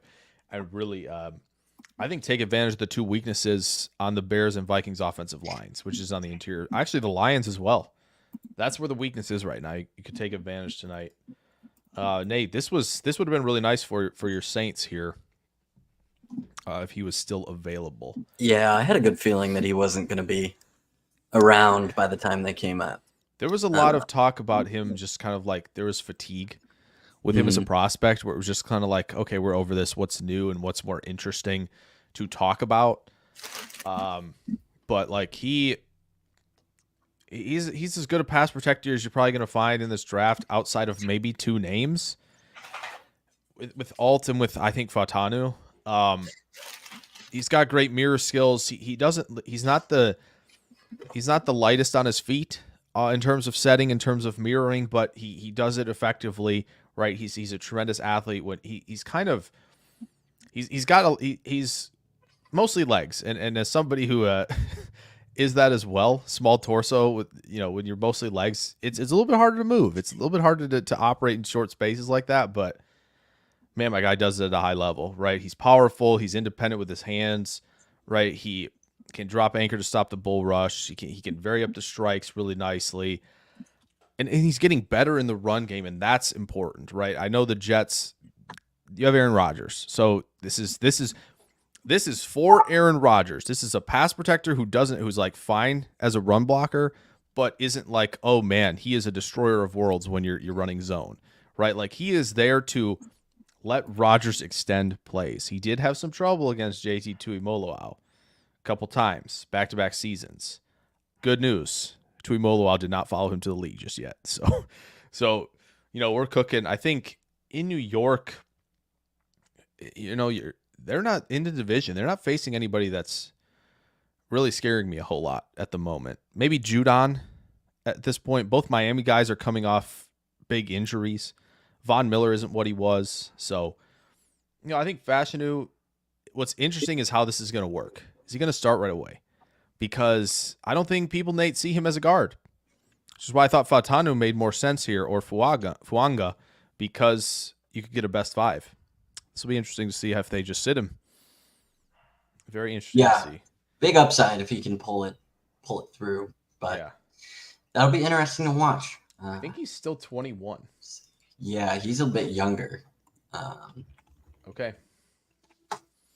Yeah, he is. I thought there was talk about, because he could have entered last year as, I believe, a 20-year-old. So, and I think, truthfully, I think he would have been the best tackle in last year's class. I think there were a lot of questions with Paris, with Broderick Jones, and Darnell Wright, and there were just a lot of question marks, I think, across the board. Whereas I think this class, it's just kind of like, well, you're good, but like you kind of blend in with just so many good players, and it's tough to separate yourself. Nate, I'm sure you've seen it if you're on the artist formerly known as Twitter. It's Bo Nix to the Broncos at 12. Should be it for quarterbacks. If the seventh one goes in the first, it's the worst pick in the draft. We're not playing that. We're not playing those games. So we're not doing that kind of stuff out here. So let's pull up Bo Nix, because now we'll have all the QB graphics all done tonight. Don't have to worry about them the rest of the night. These are the only ones that are 2 slides. So that's what's nice. Now we can just stick to one, but I gotta. Okay, I didn't say go to there. Mouse, what are you doing? It does feel a little bit like we've been talking about Bo Nix for 13 years. Nate, so this is I know people don't care. I remember, Nate, when we revisited college for homecoming weekend, Nix and Auburn were playing against Justin Herbert's Oregon Ducks. It was a big game. It was a marquee game on a Saturday night. And remembering like how Oregon kind of fumbled the bag a little bit in that game and lost it to Auburn. Shouldn't have. But come on, Lucky 7. Let's go Ravens. Sure. They're probably going to get someone really good if they stay in pick. Who knows? Who knows who it could be? But they're probably, Kool-Aid. Terrion Arnold somehow falls to 30 for no reason. They're going to do a great job. Slovis at 28. Yikes. Who's coming up to get him? Vegas? Vegas just takes Slovis here right now at 13 if they want. But Bo Nix, 6'2", and 8'2", 214. This 2023 season, Nate, my goodness. You talk about dominant performance where, 45 touchdowns, 3 picks. Are you kidding me? 85.5% adjusted completion percentage, which throws away drops and throws away throwaways, of course. But obviously that adjusted completion percentage is very high. A lot of screen game, a lot of RPO game that Oregon ran. So the ADOT, a lot lower. We've seen, for those who were here, when we started, everybody else has been above 9. A couple have been above 10 with the ADOT. Bo Nix has the lowest ADOT because of, where this offense targeted a lot of the field. He still throws a good deep ball, but that's why the big time throw percentage is very low relative to his peers. Turnover worthy play percentage about average, right? But with Bo Nix, I think he's the experienced point guard type, right? 61 starts. I would consider that experience, Nate. I don't know about you. I feel like that's a decent amount of experience. He really did experience it playing the QB position in college. They're a nice little throwback. Not many people get that reference, but it's fine. He's got plenty of arm strength, drive the ball outside the numbers, vertically down the field. He puts a lot of air into the ball vertically, but he does a good job pushing it down the field. Let guys like Troy Franklin and Tez Johnson go out and get the football down there. Good decision maker. He's really turnover averse. He's really adept at taking what defenses give him, and I think that is why Sean Payton probably likes a player like Bo Nix and why he'd be comfortable taking him at 12, right? Defenses are going to give you some of the short stuff, right? Defenses are going to take advantage of guys who want to, big play hunt, like Drake May does, very much so, like Caleb Williams can do it sometimes and get aggressive. Bo Nix says, yeah, you want to give me 3-4 yard completions, I'll take them all day. Mm-hmm. And that type of experience goes hand in hand with that. I think he can play with good accuracy within the pocket, on the move, right? Obviously, the production is a little inflated from Oregon's scheme. He didn't face a lot of pressure. When you look at PFF does a great job separating all this stuff and like QBs against pressure. Nix did well against pressure. He didn't face a lot of it. In the same vein of Jaden Daniels, right, where it's like, okay, how are they going to handle it when this is all coming at you at faster speeds? The decisions, everything's going to be heightened at the NFL level in split seconds. Can you do what needs to be done? I'm intrigued to see the fits for all these QBs, but Nix, might be the most because he's got to play with Sean Payton. So such a stereotypically Saints pick if we were still talking about Sean Payton's Saints. Like, I feel like Bo Nix has been eternally mock drafted to the Saints to the point where it's just so appropriate that he ended up with Sean Payton. Yeah, I know Sean Payton talked about how he wanted to draft Mahomes at 11. Back in 2017, the first show we did. I don't want to hear that. Which I do not. Hey, I'm sorry. The only reason I brought it up because I was looking on Twitter and Schefter tweeted it. Okay, that's my bad. Don't want to hear that. But listen. So are you saying blame the Bills? Saying Bo Nix is the next Patrick Mahomes? That's what I took from that. I don't know if that's what I said or if that's what I meant. I'm gonna clip it. But if you want to roll with it, do what you got to do. You want to roll with it. Can we get a clip in the chat? Jake thinks Bo Nix is the next Patrick Mahomes. Okay. Oh man, that's funny. Yeah, I mean, I think. So here we go. So we have your guys are on the Raiders are on the clock first. Raiders. I think the Raiders for me. This is easy. Oh, Nate, yeah. Has Nate? You did see this. We did the Jets, but yeah, we went a little next level this go around. We haven't quite used them yet since we've been long winding everything, and got a little behind because you can tell we're an hour 23 in. That's a 7:12 start time, so I think the internet came on at 7:09. Oh my gosh! Internet came back at 7:09. So it was like I was kind of preparing to be like, okay, it was a little late. Like I'll just go on at like 7:10. Right, we'll be fine. We'll see how the phones do with tethering and all that. Luckily, my Bear friends are texting me about Rome. I'm ignoring text messages. I don't want to be don't leave me voicemails. I will not answer. I will not call you back for months. Raiders. I mean, Jake, we got an OG chat member. Yeah, I know. Zach was here early at the beginning and goes, what did he say? He said, Jake, what are you doing? Or something like that. Come on, Jake, get it together. He said about 7, a little after 7.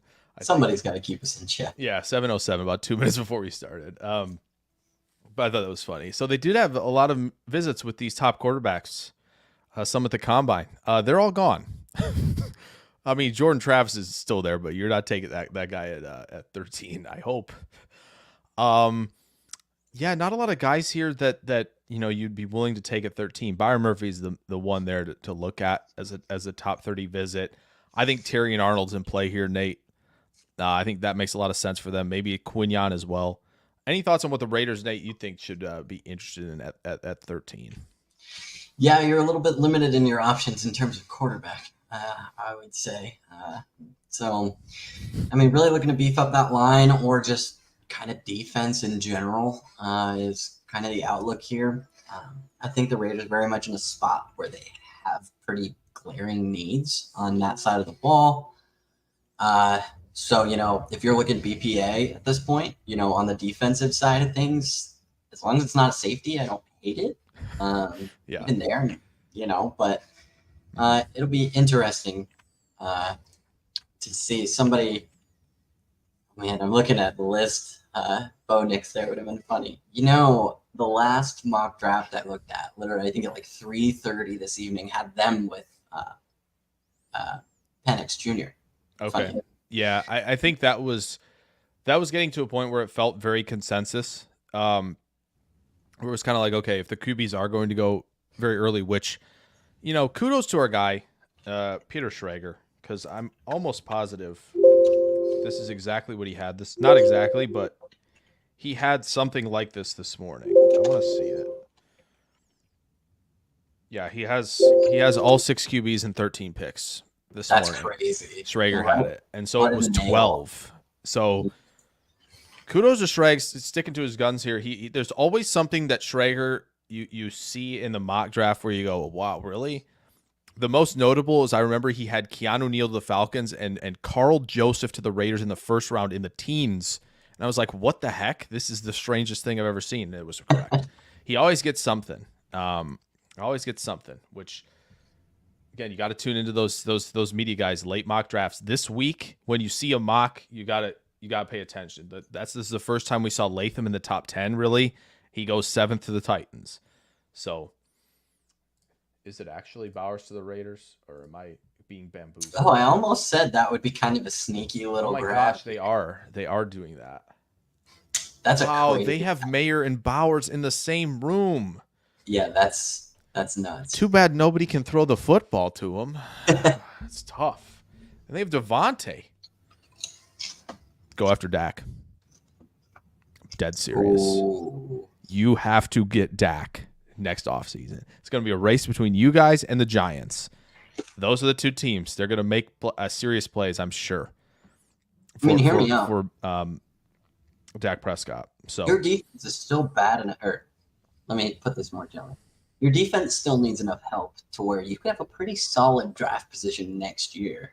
Yep. Is that the next step to, build the team out? And then you get a guy on his rookie contract with all these other guys that are on, either cheap or short-term rookie contracts. That's a winning formula. That's the right way to do it for the most part. Oh, it's that Vegas rarely stays bad for a long time in anything. That's true. Vegas, the Golden Knights got it back up. They got up real quick. Golden Knights, Aces. Yeah. True. Casinos rarely lose. Casinos are always up. They're always up. They're always up. I can't think of a time where they've been down. Wait. Yeah. There's no defense. Zero defense through 13 picks. No, this is the longest ever. This is the longest ever. I know this. They were talking about this. I didn't even think about it. It didn't register.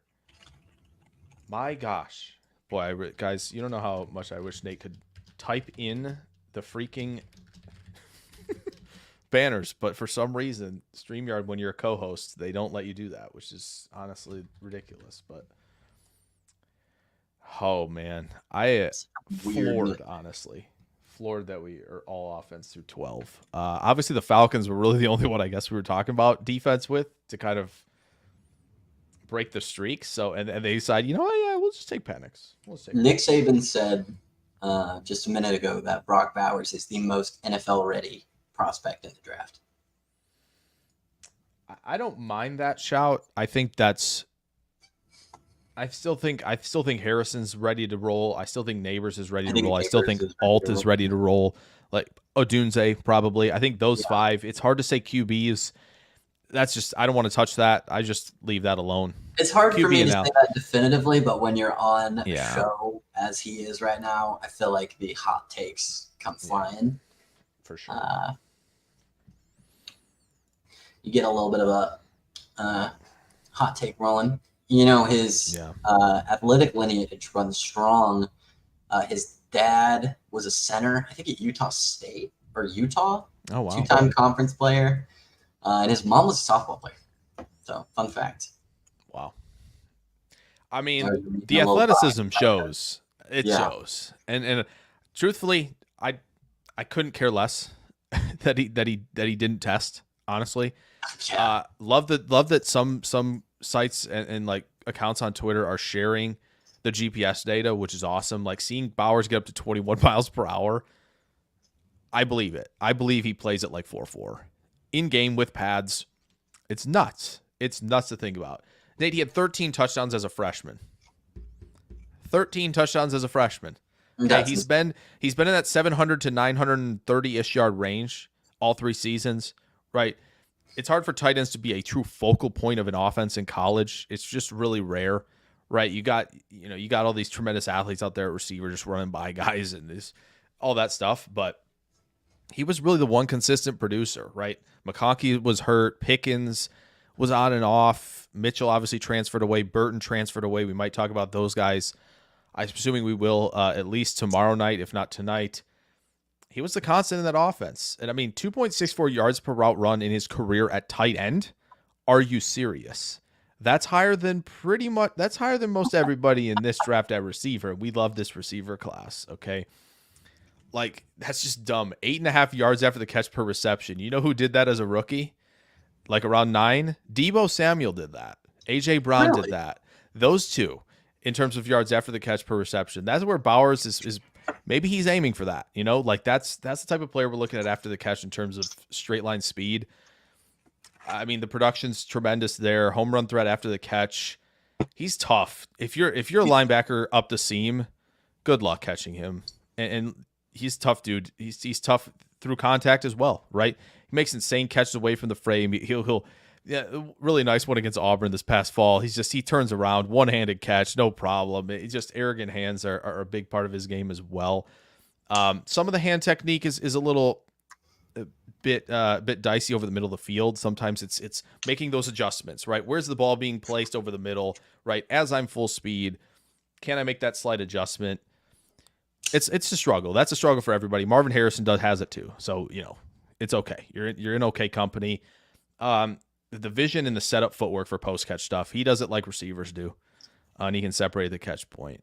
He offers a little bit as a blocker. I wouldn't say he's going to take on defensive ends, but linebackers in this day and age when they're 230 pounds, yeah, all day. Like he's going to offer you something. If the Raiders are going to go Mayer and Bowers,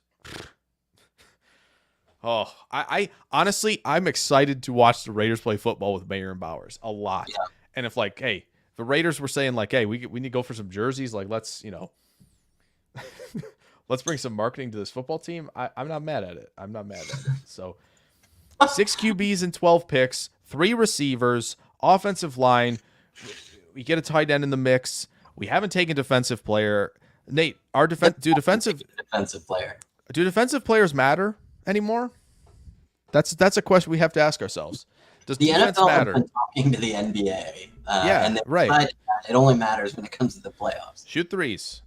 Just shoot the 3. And by threes, I mean deep balls to Malik Neighbors or Rome, ball up the seam to Brock Bowers. That's what we mean by 3 balls. Can confirm we are 14 picks in, and the pick is in, and it's still not defense. Well, it's got to be Fuanga or Fatanu. No, it's Fuanga. It's Fuanga. I love Fuanga, man.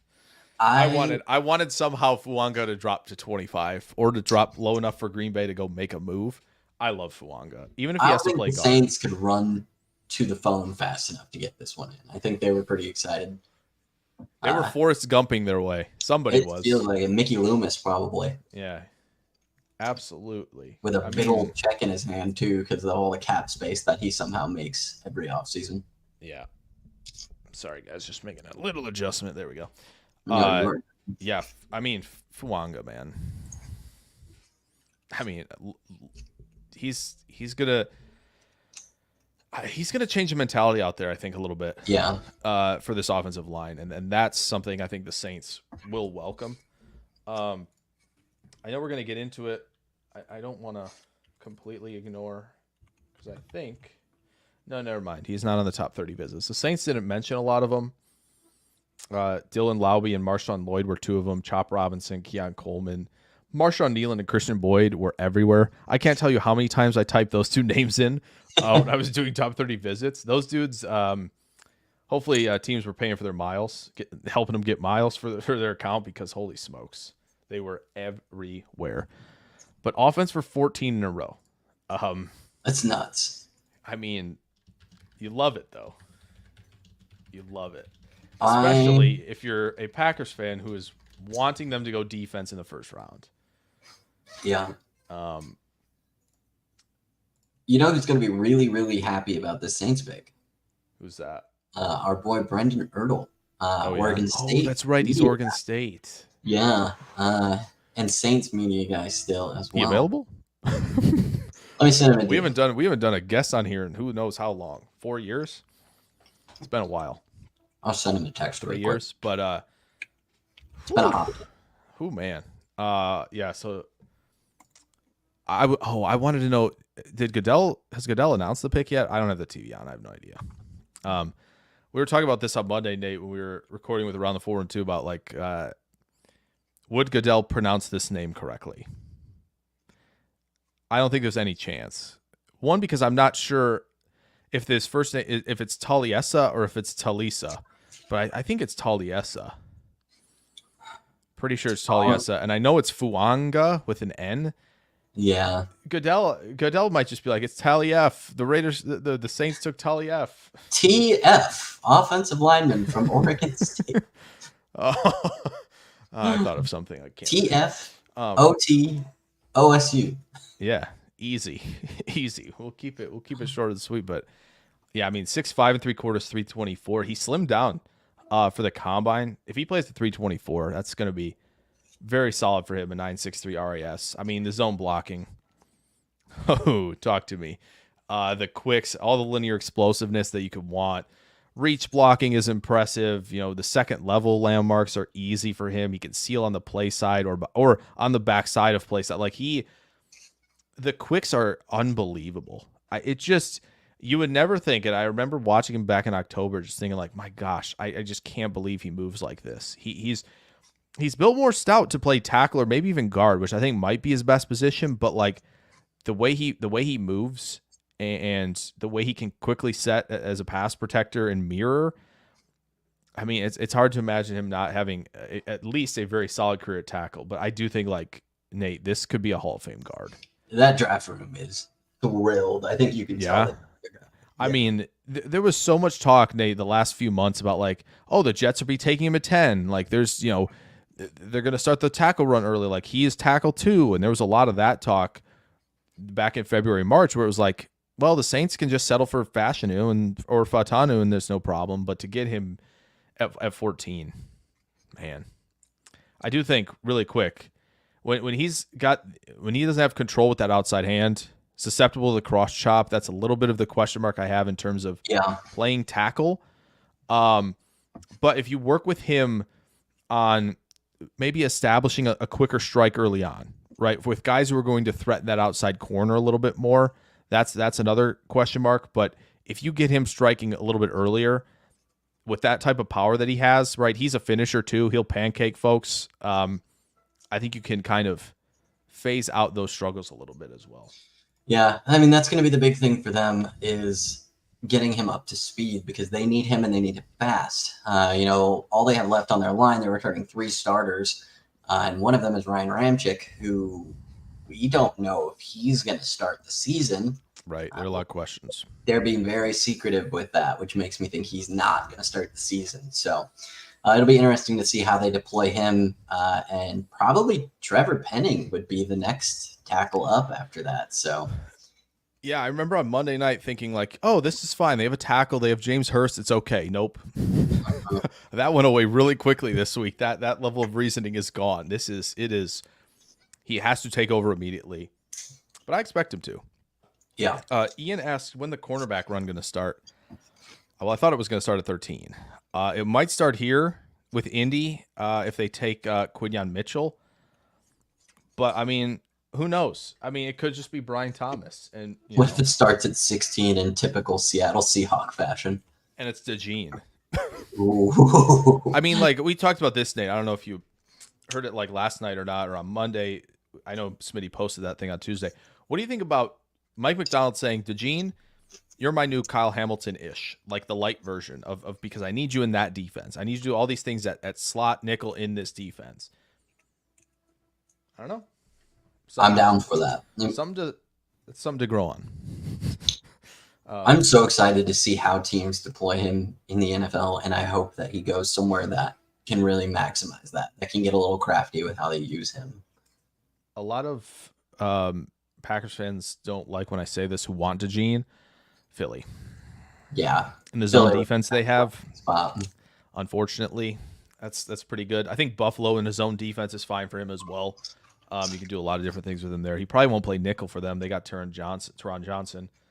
But Seattle would be one of them. So I'm interested to see in how this goes here with the Colts.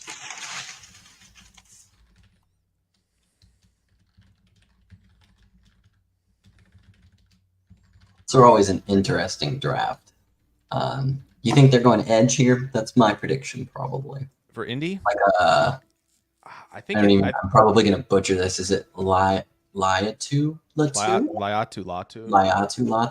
That could be somebody here. It's just kind of a wild guess, though.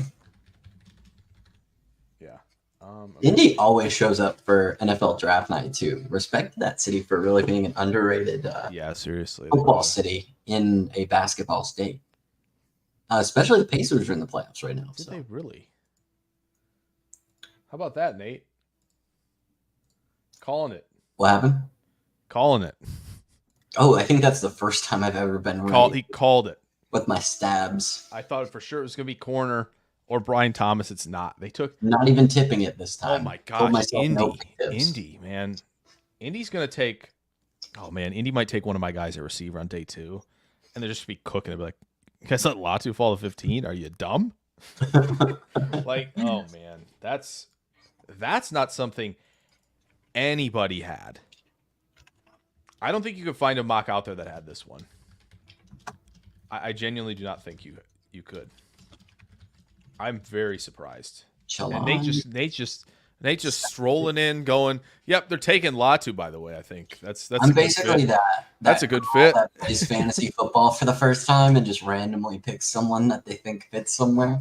It's like when you hand your parents a bracket and they haven't studied the thing, and it's just kind of like maybe knowing less is better because you're not obsessing it over everything. Just going by feel. Yeah. Go with vibes. Just vibes. Vibes is the best way to rank players. That's the only thing I bring to the party is the best way to rank players is vibes. Forget and obscure background facts about random draftees. But as long as I can master that domain, I think we're doing all right. Yeah, I think so. Okay, let me. I really like the technical abilities of Latu. I think he's a stud. The hand usage. He's got a good IQ for the game, it seems, from what I've seen, but he's not like the most explosive guy, right? I mean, no, I wouldn't say he is. I would not say he is. It's something where I think there are things to work on, even though he's so technically advanced. I think there's part of, yeah. I mean, I'm here for this, Mitch. Yeah, Packers trade with Seattle, go get Quinyon right here. Oh man. Yeah. I'll be over the moon. Quinyon will be in Rome's face twice a year. Come at me. Okay? So But yeah, I would love that. All right, let's talk about Latu quick while we wait on Seattle. Maybe they're gonna trade, but all these banners, they don't refresh. That's so weird. Okay. Yeah, Latu 6'4" and 3/4, 259. Word is he was 267 at the pro day, which is insane, and he still moves with crisp footwork. You know, he's really flexible, changing direction. But the pass rush arsenal, right? Like my man's got, you know, America level arsenal when we're talking, you know, pass rush moves. Okay, that's what we're talking about here, right? He can dip and rip. You know, you can club move, the swim move, cross chop. He's really good at. He can euro into the cross chop. You know, very Daniil Hunter-esque in how he operates as a pass rusher. Throws in the spin move for good measure. Right. He isn't like the guy who loves to bull rush. He doesn't like converting speed to power a heck of a lot. But it's because he, you know, at the Senior Bowl, Nate, he against Fuanga, he went spin move, club rip on a rep. He said, I'll throw out the spin first, and then I'll counter to a club rip because I have enough time because I'm that efficient with my movement skills. He's nuts. I mentioned utilizing tempo to win. We talked about the Euro step just a second ago. He can flash good leverage and anchor against the run. I think it's the one thing you don't talk about him as much with because you see how technically sound he is as a pass rusher. But when you watch him, you know, generate good extension, he's playing really low. Right, he understands he has enough power to sit and leverage, and he can get off blocks pretty quickly. The motor runs impressively hot. Pressure from multiple alignments. Watched the USC game. I think he had 11 pressures in that game. Caleb was running for his life every other play. It was utter just nonsense. USC's like, yeah, It's like, I don't know what happened out there. It's just your life flashes before your eyes a little bit when you face Latu. I think Latu got Fuanga quite a few times with the cross chop in their matchup this past year. So that's something to monitor, of course, on both sides of things. But with him, Nate, you mentioned he's not as explosive, right? He just needs to threaten outside arc a little more. I think there are genuinely times where he is just kind of approaching the tackle, and he's got a lot of moves, and it's worked, and he's done a really nice job with it. Threaten to move the tackle outside a little bit. Threaten to move him inside. Threaten some direction a little bit with a little bit more urgency, and I think he's going to be tremendous. 8 to 12 sack player. You know, I think this is very anti-Indy. I know he's a good athlete. I know he tested well, but he's not the freak athlete. And Indy going off book here tells me one thing, Nate. They loved him. Yeah. They loved him. I think at this point there's value in looking out at their next picks too, because cornerback, wide receiver, deep. You know, in an era right now where we waited 15 picks for them to break the defensive seal, I think especially with cornerback that opens up options. You know, I think Ian, this becomes really relevant for them, especially as we go in, is the later this run stops, the better the Colts feel about this pick. And I think the other thing about it is, right, you mentioned corner and wide receiver, they're deep. You don't got to force the issue here. Where you need to force the issue is edge rusher. It falls off a cliff after about 4 or 5 guys, depending on who you ask. I know there are guys, Adisa Isaac, Jonah Ellis. There's some guys in there that are interesting. But when you look at it as a whole, Latu, Turner, Verse, Chop, some people throw him in there, some people don't. That should tell you a little bit of something there. Marshawn Nealand, who's very project-like. He's very Van Ness, ball of clay, mold player for a year or two. And that's a lot of people's 5th edge rusher. Yeah. Like and I think a lot of you look a lot of visits with Nealand because a lot of people need a good feel for him because it's like, okay, if I'm picking in the 2nd round, I need to know like this is a guy I can go get. So I love the Colts saying, you know what, we need to get the edge rusher, we'll get him right here. That's we're the same wavelength. I was just about to put this comment up there because I certainly agree too. Yeah. The technical prowess matters for sure. You get guys like I mentioned, Daniil Hunter is a great example of what Latu can be. Chandler Jones is another really good example of what Latu can be. These guys who just throw a lot of different things at you, and it's tough to know what's coming. It's unorthodox a little bit, right? A lot of guys just win with power and explosiveness or bend. Latu says, no, I shall be the artiste. I shall paint on the edge. Joseph wants the Gene. Man, I want Fautanu I want Kool-Aid. I want Terrion. I want Quinion. Man, just all of it. Give me one of those, and I'll be very pleased. But man, just defenders. When Does is it? Latu's health concern you at all? I think the one thing is I thought a lot of people were going. It was going to be a big flag at the combine. I think a lot of people were waiting for that bombshell to kind of drop. Is like, oh wow, everybody has flagged him. These doctors at the combine have flagged him. We haven't heard a lot. It was very interesting. DJ said this. DJ was like, 18 to 20 teams are taking him off their board. Schrager, a few days ago, says, I can't find a team that doesn't have him on their board. So very interesting, smokescreen stuff going on about Latu. Colts could have easily been one of those teams that go, yeah, we don't have him on our board. What are you talking about? No interest. No comment. Excuse me. No comment on him. What do you mean? Yeah. We're taking a receiver. Right? Like, so that could have easily been the case where Colts just like, yeah, if Latu falls, like we can get this guy to fall to us. We're gonna be in great shape. And I love the pivot by the Colts. This is Chris Ballard out here just cooking. Just cook, my man. Here's an interesting trend for you. What's that? That makes six. 6 of the top 15 guys were Pac-12 guys this year. Wow. Yeah. You do not see the West Coast represent like that. Pac-12 was nuts this year. So including the number 1. Yeah. Hey, what's up, Maurice? How are you? Good to see you, bro. We got a trade up for Fautanu. What a draft. It's insane. We're also basically halfway through, unless Seattle, as soon as Seattle picks, and we're kind of flying through this thing. Oh, Latu just went with clean look, Nate. I like it. He didn't go over the top with the look. Very simple. Got a little navy going on there. I like it. I like that. I heard clean fit. I turned around, look at my screen, and it's Mel Kiper wearing a funeral director's suit from the 1980s. It's clean in a different sense. It's clean as in his hair has been cleaned off of one spot on his head right here. Yeah.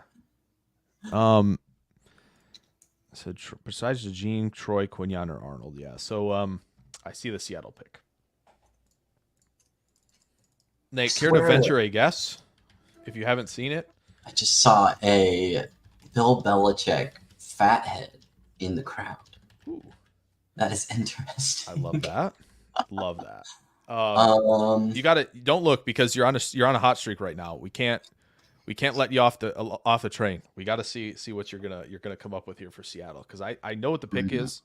Who's up? Seattle. Yeah, I'm really interested to see if you go 2 for 2 here. I don't know that I can. I think you can. I believe in you. Let me think about what they're doing. I believe in you. I really do. Is it tackle?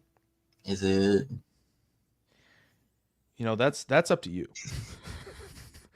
Is it tackle? You're asking yourself, buddy. It's either Cooper DeJean or Byron Murphy. That's my. Which one? Duo. Cooper. Oh, you're so close. You're so close. You said the 2 names.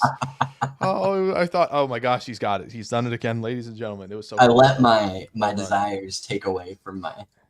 I got into your subconscious talk about DeJean playing Kyle Hamilton's role for McDonald, and you. That would be so fun. You're kind of like, oh my gosh, yes, that's so good. I was fully bought in. My friend led me astray. I was fully bought with in this selection, and I am sad. Whoa. Okay, so we are going to have to do this one quickly because the Vikings have just traded up to 17 with the Jets. Or the Jags, Sorry, not the Jets, the Jaguars. I was like, Jets was the first trade. Has Newton been selected? No. Nope. UT, still sitting here. Yet. Yeah, he's still Miami at 21, perhaps? Cincinnati is going to take him. Oh, Cincinnati. Shoot, yeah. That's my far out pick. Oh, do we think that the Vikings are doing that then? They said we got to jump Cincinnati. They might be trading after. Yeah, do they think we got to jump Cincinnati? Oh my God! If they take him, Kurt is going to go nuts. Kurt will be ballistically excited. I don't. And knowing that they're probably not going to do it because his fandoms always let him down. Oh, wait, they wouldn't dare take Brian Thomas Jr. Oh my God. That would kill me. They probably would not, but think it's a fun little concept. Where's my guy here? Where's my guy? Where's my guy? Here he is. Oh, snap. Okay. We'll get Byron on this Murphy's train. in Dallas. He must be Oh. from Dallas. I wonder where he's from. Nice. You get the interview hooked up? Yeah, I could go see him. All right. Not like Dallas is a big place or anything. Right. Yeah. Not at all. Not at all. No. It's not as big as Jacksonville, right? And so, Yeah, he's gonna have so much to do there. I'm worried. He might be too entertained by all the Pacific Northwest you is going to be very people entertaining for him. And He's going to love the coffee scene out there. Murphy is. yeah, In hit Seattle. up the Starbucks Reserve, and Yeah. I Exactly. hope he's a hiker, because other than that, He could be into fishing. could be a fit. Oh yeah, Could be into fishing. He If looks he's like into fishing, he's going to love it up there. Fishing and coffee, my guy's going to be comfy in the You know what my Pacific favorite- Northwest. my favorite description of Byron Murphy in this draft process was. What? I think it was Lance Zierlein Okay. who said that he is a muscular ball of explosiveness. I think that's a great way to put it. Like, He did is- you just call him a cannonball? Because yeah, essentially. I like it. Essentially he is that. Yeah, I think cannonball is another good way to describe him. I mean, he had 45 pressures and 6 sacks on 300 less snaps than Johnny Newton this past year. Yeah, And Johnny He's- Newton had we'll get to him. a He ton. had I think he had more, but like proportionally based on snap count, like Murphy's numbers are nuts. His Yeah. 19.1% pass rush win rate is nuts. Had a pass rush productivity of like 16, which is a PFF metric. That was higher than Will Anderson's either of his 2 years at Bama that he had big years. Like, dude is insane. Rushing as a defensive tackle. Sudden and powerful, right? He's mixing suddenness, change the direction off the ball with violent, well-placed hand usage, get into his moves quickly. He's going to cross the face of offensive line. When he well places those strikes, it is over early and often as a rusher. There's so much good detail in how he attacks offensive linemen that you can just tell that like Mike McDonald's going to love a player like that. He's like, I need to find my Justin Metabuike, who broke out last year for Baltimore. He's like, this is him. This is for sure him. This is the Pro Bowler I want on this team. He does the unorthodox double team work, right? Which he's not going to do, by the way. Texas said we're going to play him at nose tackle instead of Sweat. I couldn't believe that. He played more nose snaps than Sweat did. Why? Because he would get down to one knee and be able to hold his ground somehow. He'd somehow, be low enough to split the double team, make some plays, right? He'd get off some blocks. Like, I was impressed. He can stack and shed when he's just as a 3-tech working one gap, working half man as a pass rusher. Throw it away. It's impossible. You're not stopping this guy. You're not stopping this guy. And I think the only knock is he's undersized, right? 6'0.5", 297. Low man wins, man. Yeah. Low, powerful, explosive man wins. Let's put it that way for Byron Murphy. I mean, Low man gets bag. yeah. So I have seen the next pick. have you? Yes. It's got to be defense. They jumped somebody for defense, right? They had to. Did Brian Thomas was a fun joke. They wouldn't do that. They jumped for defense. They jumped for defense. It's not Johnny Newton then, is it? it's not. I mean, the only thing I could think of. See, but why would you? Jacksonville wouldn't. Okay, so deductive reasoning here. Let's play detective for a second. Play the game. If Jacksonville wanted a corner, they wouldn't move out to do that, right? So they think they can still get corner or whoever they want. I feel like corner's not who Minnesota took then. It's not corner? Okay, I thought so. So it's one of the pass rushers then. I think Turner, a lot of people see as a higher rated player than Verse, so I would go Turner. Yep. It's Turner. Bingo. Okay, there we go. Bingo. And they traded. Do we have details on that? I haven't seen what they got back yet. Yeah, I don't see it either. Did the Jets threaten them to take McCarthy? Why did Minnesota? I don't know. They might have just offered a couple more day 3 picks than maybe Vegas or Denver did, or Minnesota just wasn't going to risk the idea of anybody else trading with the Jets. They got on the phone. They maybe thought about it right beforehand, where this is a scenario we're going to play out in our head. Like, okay, a lot of QBs go. McCarthy's still available for us. We make a slight move up. Like, I don't think it's maybe strange to think about it, but you just never know who's going to be interested. Heck, maybe the Saints were interested. Who knows? We'll never know. Well, But not Vegas now. probably was. I imagine they were. But okay, so it's Turner. So let's Tackle this while you pull that up. okay. My Love it. favorite pick right now, I think, is probably Malik Neighbors to the Giants. I like that fit. They haven't had a 1,000-yard receiver since OBJ when I was in college, which is to say, what, 2000? I think it was 2018 where he had his last 1,000-yard season with them. But I just think he's a fit there with Brian Dable. And honestly, it'll really tell them a lot about Daniel Jones as well, or Tommy DeVito, when Daniel Jones inevitably is kicked to the side, which I still think is probably going to happen. But I just like the fit there. I think worst case, if you decide to move on from Jones after the season or whenever, you end up with a wide receiver 1 for the next guy. So, Yeah, I mean, I think Malik's a stud. I mean, I think, but the best pick or pick like most, as much as I hate it a lot, I think Rome to Chicago is awesome. But I think all to the Chargers is very sensible. That's Very, a very good one. sensible. Dallas Turner's athleticism's off the charts, folks. You know, you get a 1-6, 110-yard split like that. Oh, it's not the pick. Whoops. Man, it's tough. It's tough with we gotta talk to StreamYard. We're gonna have to chat with them about this co-hosting not being able to touch banners, but whatever. But they took Dallas Turner. Mitch says we're behind. I don't know if that means on the TV or we're behind the broadcast, which is kudos to the broadcast if we are. The vertical and the broad jump were the 97, 99th percentile. Those are nutty things there. When it comes to the strengths, I mean, it's first step quickness, it's explosiveness to power, right? Good hand placement. I think he has good leverage in positioning the contact phase where he's not rushing too high, right? He's not standing up as a rusher, right? He's playing with pad level down, right? He's striking at the right time. I think he sets the edge well against the run and has the arm length advantage too, which is very unusual for 6'2 and 3/4 or 6'2 and 7/8, 246, 247. Has that vision as a run defender too, and when you have that burst and closing speed, you have a lot of range, right? When you're kind of that end man, say you're doing some surf technique where you're kind of like split to the side and you have to worry about a lot of plays in an option, right? You feel like you have enough explosiveness and range to take care of anybody who's trying to win the corner, and he can do that. He's got the counters as a rusher, and he's got the coverage ability too, by the way. Not to mention, of course, the bend and closing speed at the bottom, but there was one rep against LSU where he ran step with Malik Neighbors on a wheel route. That's absurd. That's nuts.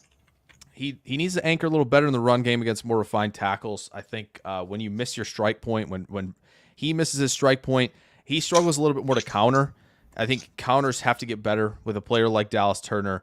I think the speed to power is a little bit hit or miss. I think he's going to have to rely more on bending the edge, inside move, refining some of the hand usage stuff, because speed to power at 247 is just not going to shock a lot of offensive tackles. And I'd like to see him finish better as a tackler. But like overall, I think you're really getting an exciting player with a big ceiling. I think, ascension potential through 2 seasons is higher than that of Alatu. So that's, I think, the type of swing you're making here, selecting Dallas Turner. Bengals take our boy yet? No. Okay. So we're caught up-ish. Other side of the ball, if I'm seeing correctly. So that's interesting that we're 5 minutes behind, unless it means we're 5 minutes behind. If he's saying like on TV, if people watch on TVs, we're 5 minutes behind where YouTube is. I don't know. My YouTube TV stream is. But the Bengals pick just came in. Put that into perspective. yeah, okay. Not sure. Okay. Jets probably said other teams wanted to trade up. Could have, and they could have been telling the truth even. Braden, how's it going? How you doing? Oh yeah, you're doing the graphics. That's how I saw the Murphy pick for Seattle was your graphic. That was sick. Love the color inclusion this year with the teams. Looks really, really good, by the way. Winning some bets already. That's good. That's good to do. That's all good is with well. We got the stream up. It was a little late. Might have cost us a little bit tonight in YouTube views, but that's okay. It's a lot of fun. We'll be here tomorrow, hopefully on time, internet willing, and all that good stuff. But this is, I will say, you say it flies by due to the graphics. When we have the graphics on this show, it flies by because there's so much more to talk about. It's not just sitting in front of the screen. Like, I feel like the pace is like so much. Yeah, because see, I feel like I don't see. See, like I see. This is interesting that the TV's so ahead. Then, if the network is, because I'm not seeing tweets until like just now. Like there was a tweet about the Bengals 48 seconds ago, so that's interesting. Whoops. No, you're good. I just figured if you were popping And my out for first something. missed kick of the night. But this is Amarius Mims for the Bengals. Yeah. So noteworthy, of course. Gosh darn it, these banners. Okay, there we go. And the Rams are on the clock, so we'll be talking about the Rams. I think I know what the Rams are going to do. We'll definitely get there. Let's get to Amarius Mims. That's a big boy. Big fella here. Yeah. 6'7". Big. Yeah, 6'7" and 3/4, 340. 6'8". Yeah, very close to 6'8". Can you believe Joe Alt is 6'8" and 5/8"? That's nuts. Literally nuts. But this guy close second here. I think him and Guyton are both 6'7" and 3/4. 957 RAS. Just 8 starts and 801 snaps at right tackle for Mims. So there's some inexperience here, you could say. But he's a smooth mover at 340. Run blocker, space blocker when they ask him to pull. Right, that size and frame helps him in pass pro. He doesn't have the best hand placement. I think it needs a little work for sure. But he can absorb a lot of bull rushes because of the frame right now. And he generates a ton of force. He uproots defensive tackles in the run game, let alone defensive ends. Linear explosiveness for 340 is nuts. Like, he could probably send linebackers 10 yards if he struck them properly, hitting a second-level landmark. I don't think I'd want to be a DB playing against this fella. Like, if I'm a Browns defensive back and we're in nickel a lot, I'm concerned. I'm concerned about this very much. But he's got good balance, spacing, and extension flashes and pass protection. I think the mirror skills along with the hand placement need a little work. I think you see him get his shoulders out of position. He doesn't square up as well sometimes in the run game when he's working up there, or in pass protection. I think you see him, and I'm going to drop this really quick. He opens into his vertical set a little too early. That's susceptible to losing to inside moves, right? I think he's concerned about being, about losing around the edge to some of the speedier guys. So that's something he's going to have to clean up. Be interesting if he starts right away, because they have obviously Orlando Brown Jr., but they also brought in Trent Brown for a year. Would they sit Mims for a year, feel comfortable with that, and then he plays in 25 after some time in the NFL, strength and conditioning, all that stuff, working with offensive line coach, refining your play. Like, is that something you consider, Nate? Yeah, you could think about it. I think one of the things that makes that possible is Amarius Mims is a high character guy. Even being a former 5-star, he's one of the guys that he was reportedly, this didn't actually, I don't think, come out officially, but interested in the transfer portal after last year, but stayed just because of the chemistry with his team, and then kind of grew into that starter role. And I remember reading a quote from him that was talking about, I don't know, the gist of it was like, this whole team depends on you when you start. And like, to me, that's a high character guy. So, the whole team depends on a starter, and he takes a step back and says, give me a year, I'll work on it, and then I'll come out and I'm going to put some guys in the ground. If you have that mindset, you could come in and rotate in, or, be ready to go year 2. It's definitely something I think they could do, and something I think he would let happen. You have some guys that would not fly with. Yeah, for sure. But yeah, Georgia guy, big guy, going to be really bright, I think, going forward. I think he's one of those guys, you give him a year or 2, and then you reevaluate where you're at. But, his lack of experience is interesting me. Kirby Smart, I think it was a couple days ago, said something about how he may have only played 8 games, started 8 games, but in those 8 games, he was blocking like his whole career. I mean, he was blocking like Trayvon Walker, Nolan Smith, Robert Beal. That is true. It's that SEC competition level. Yeah. So That's a good point that he makes, actually. Yeah, that he's been against these top Georgia guys, the entire time he's been there. Like he's in and out every day going up against these guys, and which is nuts. That's a really, really good point. The defense run is continuing. The Rams are selecting Jared Verse, edge rusher from Florida State. So the 3 edge rushers are gone. So we say here goes Newton. Have to trade up for Fautanu. I feel like Fautanu is about to be a stealer at 20 here. Bengals said they want a Super Bowl shot for sure this year. They will bully defenders while at it. I only had 10 elite players. 2 are still there. I'm assuming, Mitch, that's Arnold and Mitchell, both who have not gone yet. This is Jacksonville. Jacksonville making a really strong move here, Nate, trading back from with Minnesota, knowing they're probably going to get a corner at 23. Like that. I like that by them. It's looking like a really good move. So we'll see. I know a lot of people are really excited now.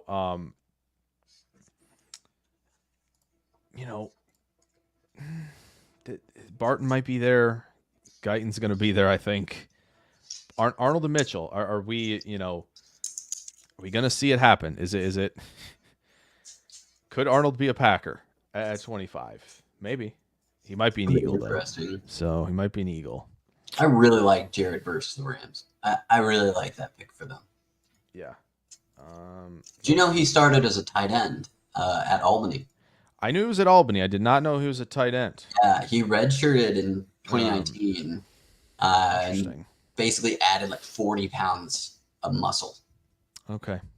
But yeah, Wow. And then the very next year was like either first, maybe it might have been second, but first or second team all conference immediately after switching, which is wild to me. But talk about a man finding your calling, right? Coming as a tight end, but you're like, no, I was supposed to be a pass rusher. And the fact that like 62 pressures and 11 sacks last year, dude was cooking. That first step explosiveness converts it to power so well, right? He can be devastating to offensive tackles with that explosion to power. That's his go-to, right? He stuns offensive linemen consistently. There's the first typo of the night. Really solid there. We got through night 1 last year without one. But to be fair, I was hustling on these things today. We're not going to get stumped this year. So no, we're not getting stumped this year. We're not. So, I'm telling you, I feel really good about it. We're not getting stumped. He's a really good run defender too, Nate, and I think that's what's maybe overlooked with the profile, right? Even at 254, I think he defends the run extremely well. He's extremely powerful. He can anchor against the run. He sits really nice in the gap, and he's got enough, I think, athleticism to play with some range out there too. So I think it's work on the counters. He's got go-to moves other than the speed to power, right? But it's really when he gets stuck with the speed to power, he can't counter off that. When he knows he's going for a cross chop, when he knows he's going for a club move, like and dipping around the arc, he's got that in the bag. He just needs to be able to find something where in a read step, right, you're converting explosion to power. You feel like you can throw in a jab step for an inside move. You can do a lot of different things off of it, and not just get stuck on that go-to move. When he does that, and when he improves finishing a little bit more as a tackler, you see 62 pressures up there in the ACC. When you think ACC, you're thinking that's not a lot of mobile quarterbacks. Got to finish a little bit more, but I like it. I like it for the Rams. I might do his film tonight for the Rams, actually. He's a fun one. I like watching him get moved around in schemes too at Florida State. I think he's got some versatility there that'll help him out. But Florida State, what are we thinking? What do we think for our fellas at around the 412? Are we? Oh man, are we excited for them? Are they doing a show? They're doing a show. Sure. Oh yeah, of course. Heck yeah. He said he was doing mid Kuiper the whole time. Oh my god. So I don't know how that's gonna go. I think I need a cut from the sponsor deal from Mid Kuiper. You should be looking. I love those guys, man. Such fun people. Yeah, this is looking. I'm. What would really honestly be kind of funny for the Packers, a little bit is that Gene and Barton are both there. Both players that everybody's talked about, and they go Tyler Guyton anyway. I will not enjoy it, but in terms of like adding a player perspective, but I will enjoy the fact that they are passing on two players that everybody loves. Steelers going to take so. Dijon, or are they going to take Fatanu? Would they take Brian Thomas? Maybe. That's a good point here. Would they take Brian Thomas? Oh, Mitch says. Options. Oh, Mitch says Newton and Mitchell are his elite players, not Arnold. So there is some disconnect. The media thought that the NFL was high in Arnold. Turns out the NFL is not high in Terrion Arnold. Interesting. You letting these Bama corners fall? Okay. It feels like it. Okay. I think it's Fatanu. I think that's who it's going to end up being for the Steelers. It just makes sense. That's what I would do. I would love that very much if I were them. Oh, it is him. I wouldn't hate Cooper DeJean. That'd be fun. It is him. Oh, nice. Love that for them. Probably be on the podcast. I gotta go in the stream. I got to go say heck yeah, guys. Have fun. I gotta mute it, but I'll go in there. I'll entertain us. I'm gonna go in there. But I now present to you a poet based off of the NFL draft that I wrote last year. Just kidding. Oh, you already talked about that one. Never mind. Yeah, Phil, 20 picks in at 9:30. I feel like it went really, really quick until I got here. And then they started to kind of, even ramp it up. We are kind of flying. We are flying. I'm excited. I put in all caps in their stream. They don't tip. I didn't say the name, but I'm sure Smitty's grinning at. Oh, Smitty's got the gold and black. Oh, he's got a gold vest. Oh my god! And the cowboy hat. It looks incredible. But there you go. Popped in for Fatanu. Let's talk about Fatanu, shall we? There was one team that they mentioned that they go, yeah, this team views Fatanu as a center. Whoa. Maybe it's this team. It could be these guys. Fatanu to me is in the blue chip tier. He's ahead of Fashan. He's ahead of Fashion. He's ahead of Fuanga. He's ahead of Latham. He's ahead of Mims. I am fascinated. Because I think that means Broderick's going to right tackle unless they're playing him at center. But I mean, he's 6'3" 3/4, 317. The RAS is elite. He's one of the best movers in this offensive line class. And I know he's obviously, is not 340, right? So it's hard to compare the two, but like he's insanely quick into his sets, almost a little too abrupt, and that might be where he gets into a little more trouble is oversetting, right? Because he's so springy. He's almost just like really excited to be out there getting into pass. That's like that. The excitement is very clear, and that I think leads to maybe some more abruptness out there. But God, he mirrors so well. He can recover insanely well. There's one rep of him like in recovery mode that's just absurd, where he let you feel like he's out of position. He's not, because he's so flexible and balanced through contact as a pass protector. Right, he can handle things. He's quick with his strikes. He's good, with hand placement. Not a lot of guys, have the tight hand usage that he does that can keep it, well placed. A lot of guys are looping around. They're bear hugging, all this stuff, and it's just like Fautano's like, no, I'm going to do that very less. And I'm going to keep that off the books. I'm not one of these wide hand fellas. No. And I think he does a really nice job in terms of his knee bend. Right, keeping space between him and the defender, not giving up his chest. He does so many of the technical things very, very well at tackle that I don't think I'd move him inside at all. I think he's got enough length to play out there, Nate, personally. I think you just kick Broderick over to right tackle. You go find your center on day 2. Yep, that's what I always think it as well. I think you move Broderick Jones, which 2 years in a row for the Steelers on the offensive line. You move him over. And then I think he would only be competing with Dan Moore, I think is the other guy out there. And that's a pretty strong duo there, Yeah. Let Andy Weidel cook, as they have often said over there. Weidel loves the trenches. He's in that room with Omar Khan. They've done it back-to-back years. I'm not saying Mason and I on the draft show gave them a push, but we roasted the living crap out of these guys 2 years ago in 2022 for not giving a hoot about offensive line. They've changed it up. They understand the importance. They're not messing around anymore. They got Fautanu and Broderick the last 2 years in the first round. Whew. You'd love to see that. So good Justin job from Fields Pittsburgh loves- here. loves I to see really like that from Pittsburgh. Justin Fields loves to see that. Yeah, Russ or Fields. Yeah, both. You know, both I love still- that. Two I still QB think sets. It's gonna end up being Justin Fields in my head. Like, okay, I don't like participating in this discourse. I think it's a tired trope, but like honestly, like Justin Fields at running back might be the best fit in the wide zone of anybody they have on the roster. Like Najee's not a fit for the wide zone. I'm sorry. I cannot get there. That will be so. What if they run 2 quarterback formation and just like revolutionize the entire offensive game? So you're saying Justin Fields is the new Taysom Hill? Yeah. You know? Clip it. Don't hate it. Bookmark. Okay, there we go. No, I actually think if he was playing that role, I mean, it'd be insane, first of all. Like, Yeah.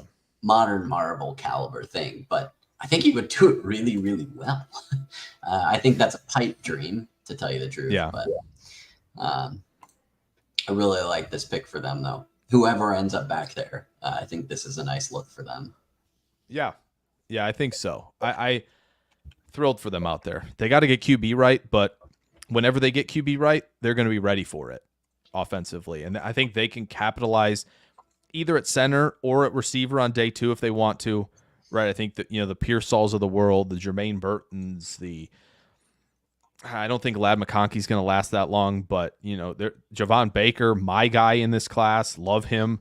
Like they can get a really, really quality receiver too, or maybe even a 1. Javon Baker. Just saying. Javon Baker, might be. But they can capitalize there. They can maybe Shaq Frazier. Maybe they get aggressive for somebody like Adonai Mitchell early day 2 if he doesn't go tonight. Or they get aggressive for JPJ or Frazier. Both of those guys, if they don't go tonight, like they could get aggressive if they want to. And I'm excited to see how Pittsburgh does it. There's not a lot of evidence for Miami on here on what's going to happen. I mean, they do have a couple DTs on here. So maybe that's the direction they go. If they take Brian Thomas Jr., they took corner? I said give him a corner. Oh, give him a corner? Yeah, they met with a few corners. There are a couple corners there at the bottom. I feel like this is Johnny Newton if I had to guess. My guess is the corner spot. Who do I want? Mitchell? Yeah, Mitchell. I mean, Quinyon Mitchell sounds right. Did we? I could No, see it was last night. It was last night. Drew and I had Mitchell go to the Eagles at 22, and it's going to happen. I think it's going to happen. It doesn't say it's in yet on my screen, Doesn't but say it's in. also might be behind. I think it's. YouTube TV is a weird balance of like really far ahead and really far behind. Oh yeah, when the golf usually for YouTube TV is behind. Yeah. Because I remember some of the guys I follow in golf, they're doing live show and they go, yeah, I couldn't be on socials or in the Slack with you guys with YouTube TV for I think the players putt that would have tied and sent to a playoff back in March and it missed. And so like he had to be like off because it was delayed. Oh my gosh. Mitch says, you think you're crazy. I want to try Bordolini at H-back. Heck yeah, man. Heck yeah. Tanner Bordolini at H-back. That is pretty sick.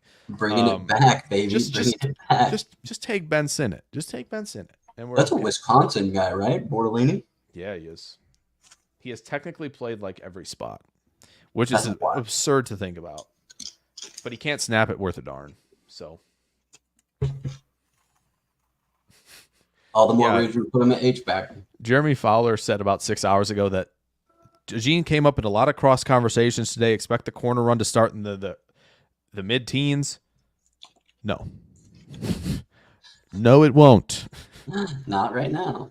They've determined that to be a lie. Oh, it's not Newton. Oh, my goodness. Hello. Who is it? It's Chop Robinson.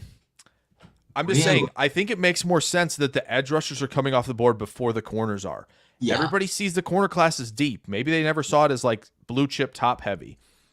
Right? Because I think it could be these 4 and that's it. Like it's very possible. I'm sure there'll be a guy on day 2 or 3 that, finds a little something. Maybe it's Jonah Ellis because he can stay if he stays healthy and doesn't have his shoulder pop out every other play. Like that's a possibility. But like think we kind of understood this going, like, the edge rushers was shallow. Got to go get one if you want one. Everybody's going to get one. Oh, Eminem announced the Lions pick earlier. Did not know that. Wait, the Lions haven't picked yet. Wait, oh, maybe did he just oh, open? Yeah, no, he just opened. Oh, okay. I was like, hang on, say, yeah, that doesn't feel right. Yeah, I was like, wait, maybe he will announce the pick still. I don't know. Maybe he's still there chilling. That'd be pretty sick, honestly. I know Travis and Patrick were at the opening, kind of that ribbon cutting, whatever kind of statement at the beginning of last year's in Kansas City. That makes sense to me. I know Eminem did a commercial with Goodell as well. So what a weird duo of human beings. Yes. I don't know. Actually, Goodell's got the dap down pretty good. I will say. The more I learn about Roger Goodell, the more I'm like, maybe that's not that strange. Yeah. I don't think so. He gets happier every year, I feel like. He does. Maybe, he really appreciated being out there, and COVID taught him that being in his basement in the chair where he threw out his back is just not the place to be. And he wants to be out there having a grand old time. Like, that's, love it. Love it. Okay. Chop Robinson's a high risk, high reward kind of guy. Yes, he is. That's just my summary. No notes. Love it. All right, we're moving on. Who's up? Wasted your graphic. Who's up? Yeah. It's a great point. He's 6'2" and 7/8. He's 254. Both him and Verse are 254. I think you'd say Chop Robinson's got a tad bit more explosiveness than a Jared Verse does. Yeah. Chop Robinson, 74 pressures, just 8 sacks in the last 2 seasons. So it's a very traits versus production question, and Nate kind of painted it really nicely at the top. Right, his first step explosiveness is off the charts. Second, third step, he can corner. Right, he can threaten that outside arc because he's that explosive. Right, he can flash good hand usage to flatten his angle to the quarterback, create some pressure. He can convert some speed to power. Right, he's flashed that. He's really good athlete in space. Right, with a ton of range, a ton of bursts, closing speed. He has to improve his stride length. If he does that, he's going to be impossible to handle on the outside track. But it's just incredible that he hasn't produced, and eventually you're going to have to. So the traits are really nice. He did really affect the Michigan game. That's kind of why they had to go away from McCarthy throwing. That's why you didn't see him throw a lot. He was destroying the Michigan tackles, which are probably guards at the next level on the edge, and they were like, yeah, we can't do this anymore. So it's all there. Miami, kind of talked about Miami, Nate, when we did the mock with the Mobile fellas on Monday about like, well, Miami could go edge because they lost Van Ginkel for one, and both Chubb and Phillips are coming off big injuries. As good a time as any to maybe just say, yeah, let's go get an edge rusher here, and that's what we got there. Chop Robinson to the Miami Dolphins. Filet on the clock. Is he all NFL name team, you think? Chop Robinson, yeah, I think he is. I think it's at least honorable mention, right? Like Chop's a great name, but I think Chop Robinson, it being so clean, like it's clean. There's not any like Would you say that it's a clean cut? Yeah, it could be. It's like 1920s baseball player. Yeah, kind of. That's old Chop Robinson over there in the starting Smokey. mound. Yeah, Smoky Chop Robinson. Yeah, makes great pork chops. All right, I'll see myself out. I'll see myself out. That was all you needed from me today. Could this draft fall any better for the Packers? I mean, it could have if Malik was there. And if a certain player didn't go to Chicago. Yeah. Yeah. Ooh, Chop chasing Grandpa Rogers. But that's why they got Fashanu. Fashanu knows him, though. Fashanu versus Chop? That'll be a fun one. Nice. We can see that. That'll be fun in the division. Nice little storyline there. Could this? Yeah, it could fall better, but I mean, Johnny Newton, Nate at 25. Please, I am begging for him to last that. I would love that for him. I want that. I want that bad. Also, this is so accurate about like 95% of celebrity sports fans. Yeah, I mean, Drake. Hello. Oh my God. Dude, don't even get me started. Dude, you could do a running counter between Drake jumping teams and Taylor Swift jumping boyfriends. Like that's a legit competition that we have. Like that competition is sick and it's long running. and we love Oh that. my gosh. It's a great competition. Oh, We're gonna have to no. look up. We're gonna have to get some stats for that. We're gonna pass out some stats tomorrow on that one. If ever a time there were Swifties to be in our NFL draft show, it would be this year. This year, yep. So we might get mobbed. We'll see. We didn't. There's no mention of it anywhere but one spot at like the 2-hour 28-minute mark. I'm gonna cut it and then post it on Twitter. So as you should. Listen, we gotta push the brand a little bit here. This is, you know who's sneaky bad. The last thing I'll say about this comment. You know who's sneaky bad about this? Matthew McConaughey. Yeah, there's a little bit of that. He's a huge UT fan. That's very clear. But he's only at the games where it's packed. The same with Austin. The big FC. ones. Yeah, he's always at the Red River one. Which I've never seen him at a basketball game. He probably has been, but was he at Texas, Wyoming this year? I need to know. Probably not. It's Wyoming. Gotta know what to know there. Oh, Texas made the playoff. Welcome. I see you're here. Interesting. I'm back. Let me break out the burn orange suit. Right. Mitch saying, please go O-line. Lee, what's going on? Says Philly's going corner. I mean, I think they're going to take Mitchell.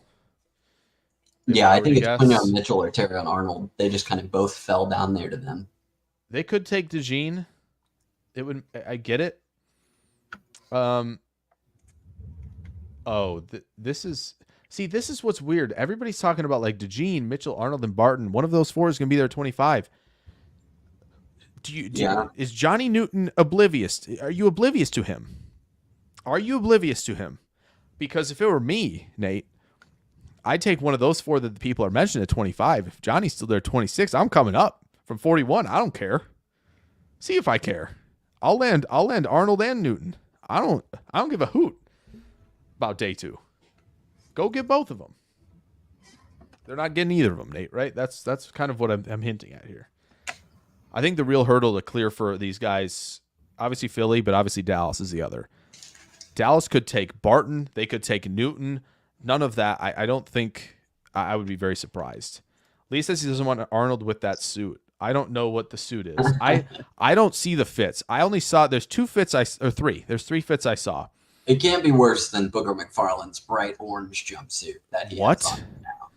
That's not real. It's real. not bright orange, but it's pretty bad. Oregon State orange?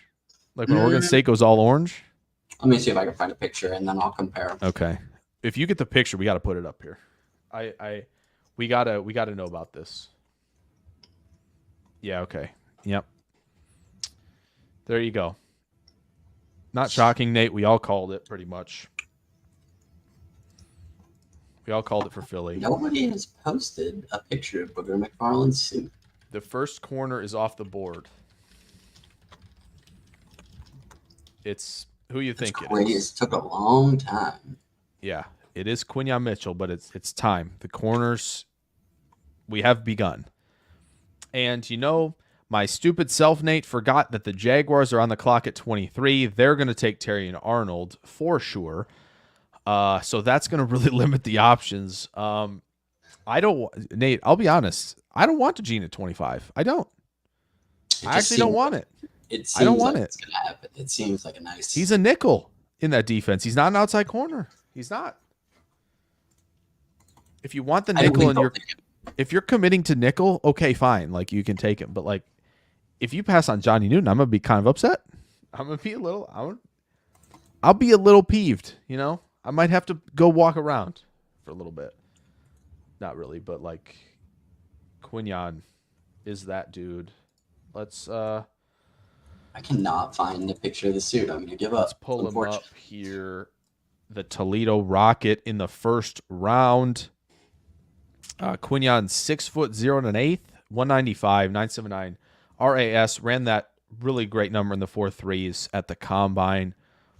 1 interception, 14 pass breakups, a 51.1 passer rating allowed in coverage this year.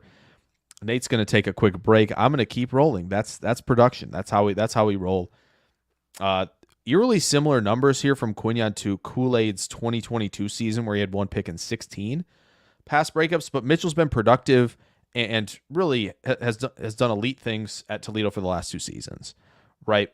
I think what strikes me early with Mitchell is the catch point timing, right? You see him in phase at the catch point, and he's always in a good position to challenge it. And there are a lot of corners when you watch young corners play when they get a little out of position, right? When they don't trust the speed to recover, when they can't get back in phase at the catch point. I think that a lot of corners, they panic. They get physical. Penalties happen. That's a lot of what you see out of young corners. Mitchell does not panic. He trusts his speed. He's got the patience to mirror. He went down in Mobile and shows he can dominate in press coverage, but his footwork in off coverage, the vision he has in off coverage, and the playmaking ability, it's tailor-made for a scheme like Philadelphia. It is. That's exactly how Philly's going to let him operate. He's going to play off the ball. He's going to see everything that's going on, and he's going to make plays. He's a good tackler. He can play physical, but the catch point timing and ball production is very, very special. I think one of my favorite picks of the first round is this one for the Eagles, selecting Quinyon Mitchell there. So Jacksonville's going to be up next. Gotta believe this is Terrion Arnold. I can't imagine we're going to see them wait very long, which is unfortunate. So I don't want this suit. Wiggins goes on screen with a FUBU. All these corners. Lee is out on the corners. Good should have traded up. He must want Barton. It's very possible that Barton has always been the pick. The problem is Dallas. Will Dallas take Barton? Will Dallas take Barton? That's the question. If he really wanted a corner, he would have. So I think it takes out McKinstry and DeJean. Maybe Goody doesn't want corner.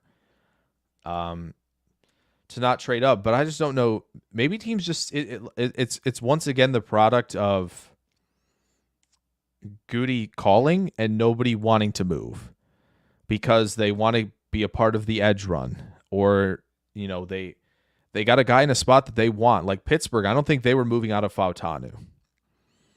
If they weren't going to do that, they weren't going to chance it. So there's just in the late teens, early 20s, there's a lot of teams that go, I want this player, I'm not willing to move out. So it doesn't mean that Goody wasn't interested in moving up. It just means nobody was willing to move down. Mitch says, please take wide receiver for Jacksonville. I feel like it's going to be Arnold. When you see a defensive fall, shocked. not fall, but when we went 14 picks without a defensive player. We did. Teams are sticking because they see the quality here, as well as there is a lot of thoughts that at certain positions, this is a very top-heavy draft. So, and then there's depth at other positions. So values start to change when you see positions start to slide or positions start to go. It might be really hard to trade up right now. Yeah, very true. Yeah, maybe 18 or 19, but maybe the Rams weren't willing to move off of Jared Verse. Right? The edge run started. They wanted to be a part of it. Amarius Mims, that's tough to move off of if you're Cincinnati as well. Like, do you want to trade out of there and let him go to your rival? I do think Pittsburgh was definitely interested. That is what the Pittsburgh guys, Smitty and Tyler and all them, they were very clear about this. Pittsburgh was interested in Mims heavily. Okay, so another. Oh my God! Just a tough part of this. So, a Caleb Williams tweet from 2022 just resurfaced that says, "Okay, I guess I'm still a Packers fan." Yeah. The Bears' new quarterback. Oh, I think that's because Rodgers stayed for one more year, right? Yeah, I'm pretty sure. Yeah. That's wild. I think it was about that time. So, yeah, I mean, he's definitely been a Packers fan for a long time. Did you also see Kirk Cousins had no idea that the shenanigans were going to occur tonight? Oh, yeah, I'm sure. Just like Kirk Cousins had no idea that the Falcons were tampering with him. Before free agents, before legal tampering was allowed, right? It's possible. Anyway. Yeah, I mean, I can't get over Latu at 15, Nate. I cannot get over it.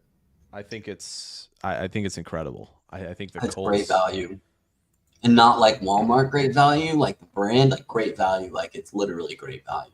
It literally. Just thought I should clarify for my Walmart shoppers out there. It's tremendous. It's tremendous value. It really, really is tremendous value. So Just slowly watching the viewership fall from almost 300 to like 4. yeah, exactly. My pun appreciators out there. Yep. The last Man, two it's wild to look on YouTube right now because there's like a million channels live. Yeah, so if you tuned into the show, We appreciate you. that have tuned in for multiple years, we've built quite the little family here, which has been awesome for us. I mean, I know, Jake, you're doing this all the time now. This is not something I do that often anymore. So always look forward to this and seeing everyone, of course. Yeah. Friday's going to be a lot more chill, but we're going to have a lot of graphics, so it might not be chill. Actually, it might actually be even more fast-paced. It's always interesting. When I have no idea. Start up after that. Oh, yeah. And I think, like, well, we're approaching 10. We've got, 8 picks left. I mean, it's definitely gone faster the last few years. So, yeah. There it is. 2 LSU receivers, 1 round, as they say. Jaguars select Brian Thomas Jr., wide receiver from LSU. So 2 picks away for Green Bay. What's Dallas going to do? I have no idea, but 3 of Newton, Barton, DeJean, and Terry Arnold will be there. Actually, 4 of 5 if you could put Kool-Aid in there. Actually, you know what? No, this is my show and Nate's show. I'm putting in the 4 that I want. Newton, Adonai Mitchell, Terry Arnold, and Kool-Aid. Okay? I would have taken Brian Thomas Jr. if he fell to 25, and the Jaguars knew that. So they had to scoop him up real quick. So this is the tough part, Nate, because I think at receiver right now, I find myself liking AD Mitchell and Thomas quite a bit. Analytically, profiles aren't good. And again, it's part of the equation for sure. When you look at like yards per route run over a career, drafted in the 1st through 3rd round, it's tough. It's tough to bet on these outliers. I think one of Thomas or Mitchell is going to be good. It's hard to know which. It's basically a coin flip. That's how the draft is. I find myself liking Pearsall and McConkey and Javon Baker. One of the Washington guys I think will be solid. I think that who am I missing? I missed one. Leggett. I think Leggett's Worthy. I know the 4-2-1. I love Xavier Worthy. I think he's awesome. I think he's an elevated version of Tank Dell. Seriously. And I whiffed on Tank Dell. Hardcore whiffed on Tank Dell. He was outside my top 20. Terrible take. We'll have to walk that back. As we'll have to go through, Nate, what would be fun to do over the summer is just sit here and go through the old streams to go over our worst takes. Oh man, I have had some dumpster fires over the years, especially when I was writing. I had a lot of bad takes when I was writing. Well, don't we all? It's part of the gig. Oh yeah. So here we go. It's always fun. I'm sure when people see this, they go, "Oh yeah, he definitely likes wide receivers," because there's always way more in these wide receiver ones than there are in the other ones, and it's like, well, yeah, kind of. Huh. I think with Brian Thomas Jr., him on the vertical plane is very difficult to stop, especially because he got better against press coverage as the year went on. Obviously, Nate, those numbers are sick. Yeah. Not the 6.2 and 7/8 209. Not even the 4.33 40 at 209. It's catching 68 passes for 1,177 yards and 17 touchdowns. 17 touchdowns in 2023. The one of the best year 3 breakouts I think we've ever seen. Obviously, we've talked about it. Exceptional deep threat, right? He has the burst, sustained speed to stack, separate down the field, right? Corners have a tough time staying with him. And I think he has a good job with like hip sync through the route break. It's something where on the vertical plane, if you're going to run a lot of hitch routes, a lot of curl routes, you have to be efficient there. You have to work back to the ball. You have to explode off that last plant foot in the curl route. He does that really well. And we mentioned their improvement against press in the efficiency on curl routes. The burst and elusiveness post catch is something else. It's not Neighbors necessarily quality, but it's hard to be Neighbors quality. Brian Thomas can be Brian Thomas, and it's plenty good enough with that burst that he has.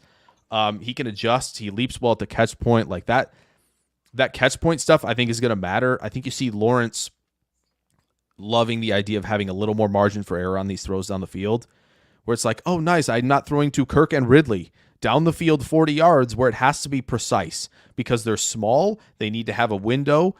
They can't do well at the catch point. They're not big enough. Now you've got a guy big enough down there.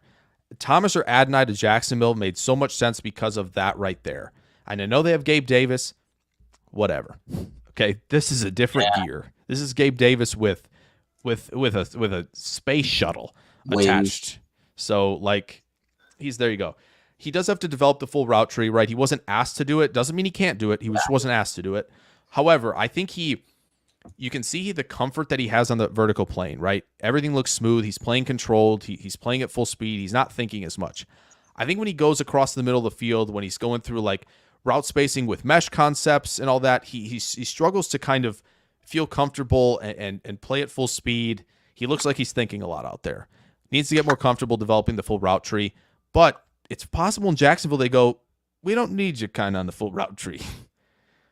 Go that way. Yeah. Like go long, you know? So I like it. I like it a lot. Brian's down there somewhere kind of trick. Heck yeah. Because you have your short intermediate guys. Evan Ingram, Christian Kirk, we like that. That's nice. We will take that all day.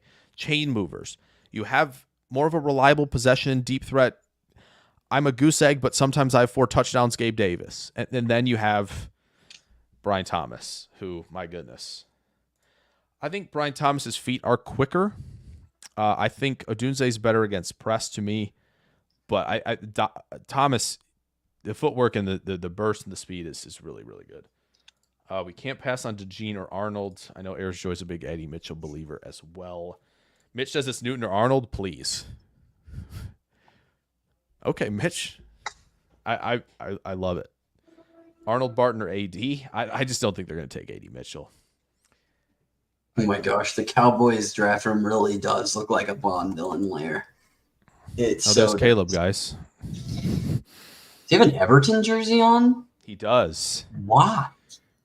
Oh, guys, he was always a day 3 grade. What are we doing? Why does he even? He's got that's a day 3 grade. That better be a Tim Howard jersey. Bust. Okay, if it's not bust. Of all the teams you could pick. If it's not, he's a bust. If it's not Tim Howard. I'm so confused. I feel like it probably isn't. Does he even know who Tim Howard is? He's a Gen Z guy. I feel like he doesn't know who he is. They might have been a little young. Yeah, I feel like he might not know. I feel like it's not him, and that's 16, 17. Would have been 8 years ago, so no. 12 years ago? Oh, and I don't matter. It doesn't matter. I don't want to think about that.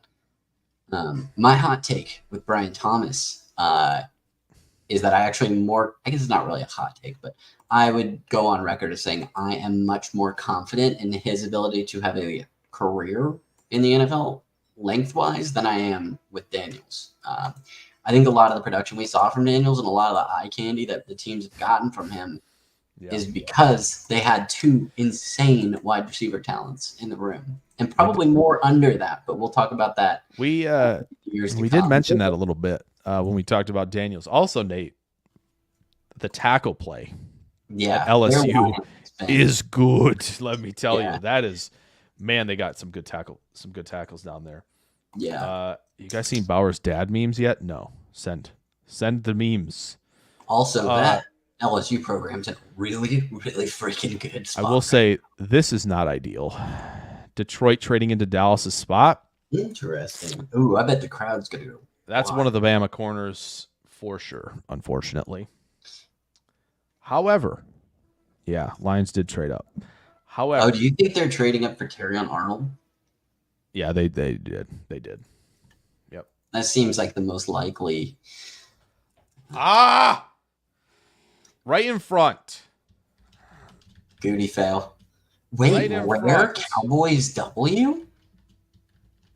Depending on what they get back. Man. Rare Cowboys W? That's so tough. Yep. Lee. Yep.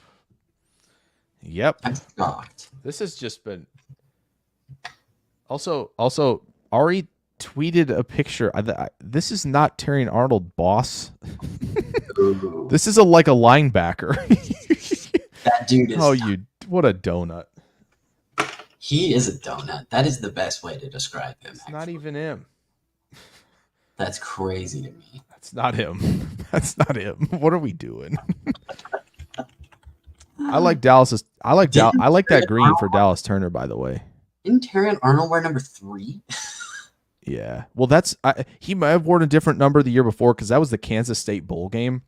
But like, he's not that big. There's no way that's not him. Let me see what numbers. This is the same thing, right? This is the same thing. It's like when the Lions traded up from 50 to 45 and took Branch. It feels very similar. Lions are taking the Bama DBs. Love them. They love the Bama DBs. I wish Goody loved the Bama DBs. This is a tough scene. Joseph Gleason says Newton, Arnold, DeJean in that order. Well, now I would, with Arnold being picked here by Detroit, I would say for me it's Newton, and then Kool-Aid for me. I know Barton's there. I think you got to play him at center or tackle.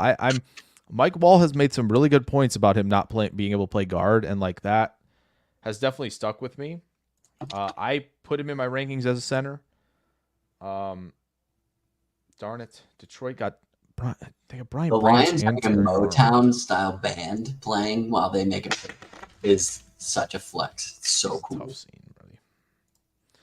So real quick, we'll do this. Terrion Arnold, 5'11" and 3/4, 189. Just ran the 4.5, 927 RAS, pretty solid in that regard. I can't believe the Packers let that happen. That's tough. That's a tough buddy. scene. That's a tough That's scene. tough. But if you take Johnny Newton, I'll be okay. Or Kool-Aid. Now they're gonna take Cooper DeJean. They're taking Tyler Guyton. I know they are. It's Cooper DeJean next. It's fine. I mean, it's They're fine. gonna take Spencer Rattler.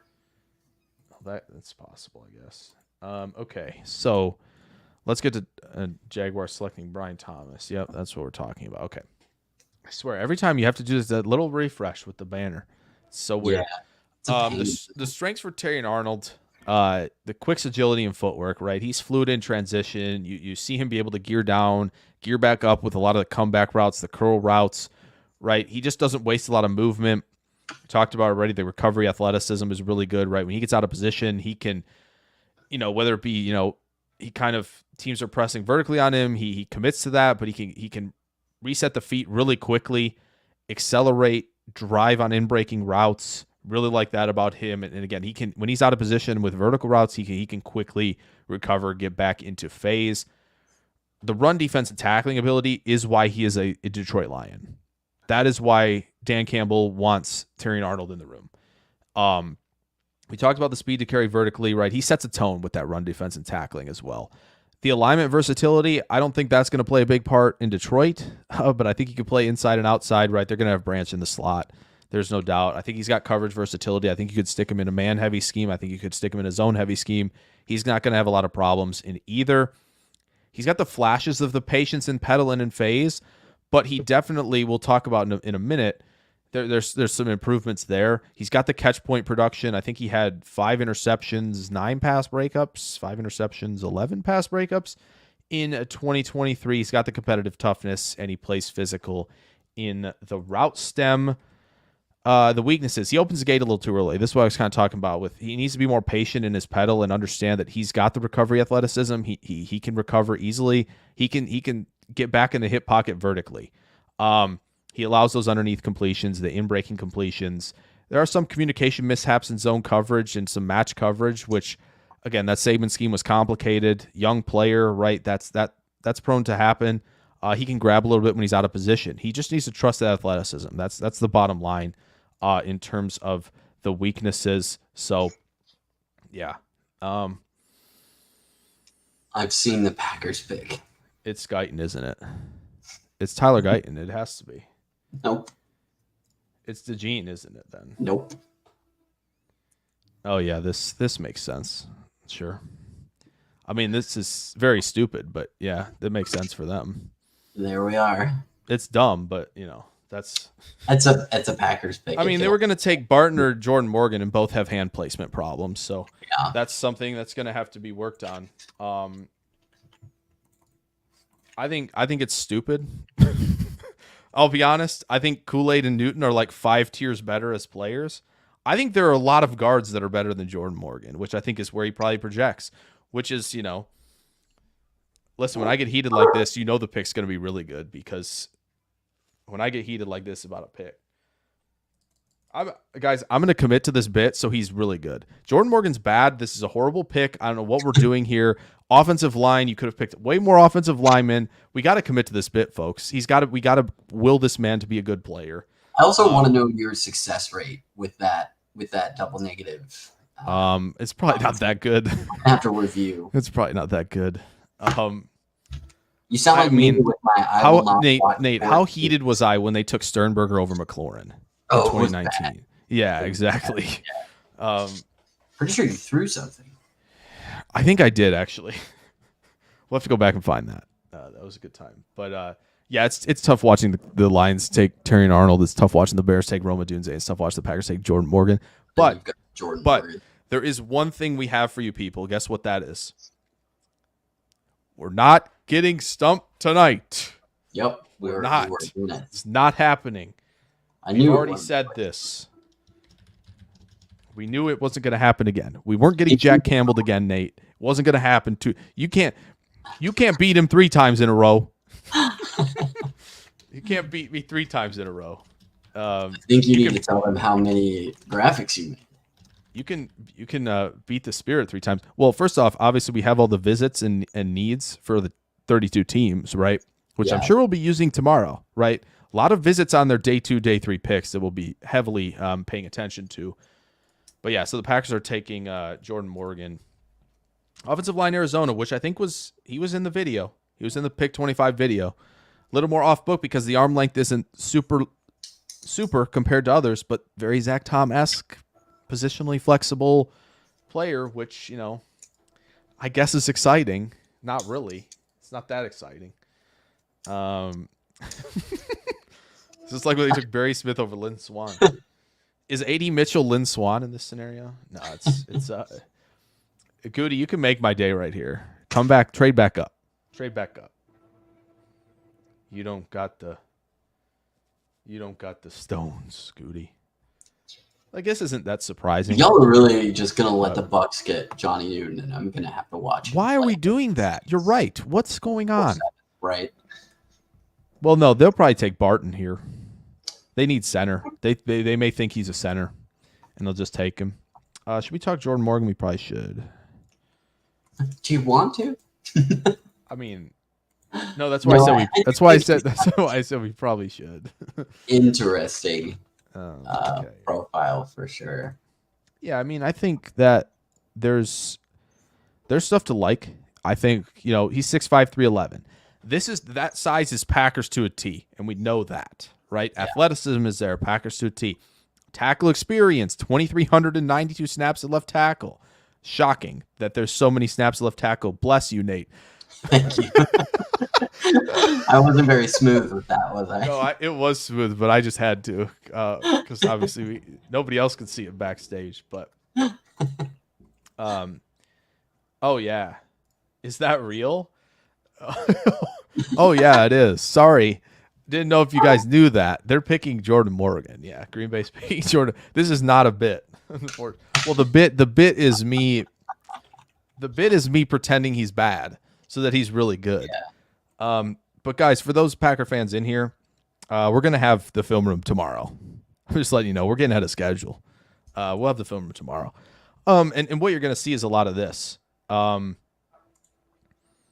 It's urgency and quicks and pass pro, right? Mirror, recover. He can do a lot of that really well, right? He's got the movement skill in the run game, reach block, seal. He can work to the second level very easily. This is very inside zone-esque. That Green Bay's going to be, I think, doing a lot of that with Jacobs. So his hands get a little wide in pass pro, right? And I think he needs to get more lower body strength. I think the UCLA guys took it to him pretty good at times in that game.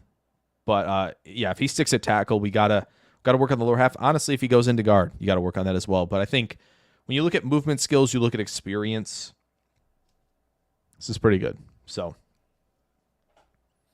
how did he know right before? You talking about me? No. Did I know? Oh, how did Ari know? I mean, he's tipping, I thought. He Are they not always tipping tips. tonight? No. Is that why we're behind? There's no way they could keep him from tipping. There's no way. Yeah, I didn't think so. He's about as low ball as it gets. Which, kudos. We'll take it out here. I mean, hey. If you want to know the picks, you're coming to the right place. We have never been like, oh, let's hold the picks for fun. It's lame. Let's have fun. We're having fun at the hour 3 mark. We're having fun. The right guy to ask. So it's Barton for the Bucks, right? I mean, we're pretty sold I feel on like that. it has to be, right? There's I no. feel like that's a very them That's not pick. really a question. That would Now- seem to be appropriate. If they go off book, who would it be? Nealand? We'll see if there's a Yeah. trade, but Ian says there's a lot of action in the late 20s from teams trying to come up. Well, yeah, Dodos, because There should Johnny be. Newton is still there. Yeah, there should be. Maybe. Listen, I'm hoping it's Goody. Yeah, it is. It is Barton for Tampa. Nate, we nailed that. Yeah, that sounds That about was right. easy. I'm I mean, cool with they that. needed center. Like that was honestly, like I'm not even upset they passed on Barton, but I know everybody else is going to be upset they passed on Barton. Ooh, The amount of people that'll be like Morgan over Barton, are you nuts? Guys, this is great news. That means I can do all the film rooms. If Green Bay selected Barton, I already did it. That's Yeah. not fun. I love that Yeah. the Bucks fans are going to go find the Graham Barton video. We love that. So Barton's probably my favorite interior guy. I think I really like the know-how that he illustrates. It's he is a really good player. and I The feel type like of he's player a that's low- like a what's it, high floor, low ceiling kind of guy. Like, yep. um, He painted the picture for me to say he's a double. Nate painted the picture. yeah, The blunt terminology. Hit a double from, tonight. from yours truly. that's why I was late. But maybe Green Bay's gonna come back up. You know, maybe Green Bay's gonna come back up. I've seen Barton to Tampa Bay. There's not a lot of outlets saying that at the moment, but no, there we go. There's BR. There we go. Yep. Okay, off we go, Nate. Mitch, why Mustafa 40? Why is that bad? I mean, that's early. It's early, but you know, I'd actually be more upset, Mitch, if they took Jaden Hicks at 41, which means they're going to. By the way, stay tuned for that. You think I'm mildly for the bit upset about Jordan Morgan? Wait till they draft Hicks, who I do not understand any hype for at all. Everybody's look at the Wisconsin game. It's like, yeah, then look at him playing like good Pac-12 teams and not a bad Big Ten one.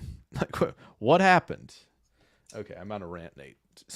Settle me down. Oh, I will. What do you think the odds are that someone with my name goes off the board next? Someone with your name? Just my first name. Oh. I was like, there's actually no way someone took Nathaniel Watson, linebacker from Mississippi State, in the first round. We're gonna get stumped, Nate. I forgot about Nate Wiggins for a second because I just had to give you a little bit of a heart attack, I think. yeah, I was like, oh my gosh, we've been stumped. It happened. I don't know that that's what's happening yet. I haven't seen. Who's on the wait? Who's after Tampa? It's Dallas. No, Dallas moved out. It's the Cardinals. Oh no, yeah, this is the Cardinals, then Dallas. Dang, Dallas moved back, and then Morgan and Barton got picked. It's a tough scene for Dallas. Wait, is it still Dallas or? No, it should be. Isn't I it the thought you said Bills? it was Arizona, right? I think it's Arizona and then the Bills. Yeah, I think you're right. Oh, And then it's Dallas. oh! I see Arizona's. Dallas is three picks back. Arizona, hello. Oh, Excuse me. they Ooh, did boy. James Oh, Robinson. yes, they did. All right, we got to Hello. catch up. Hello. Keep going. Here we go.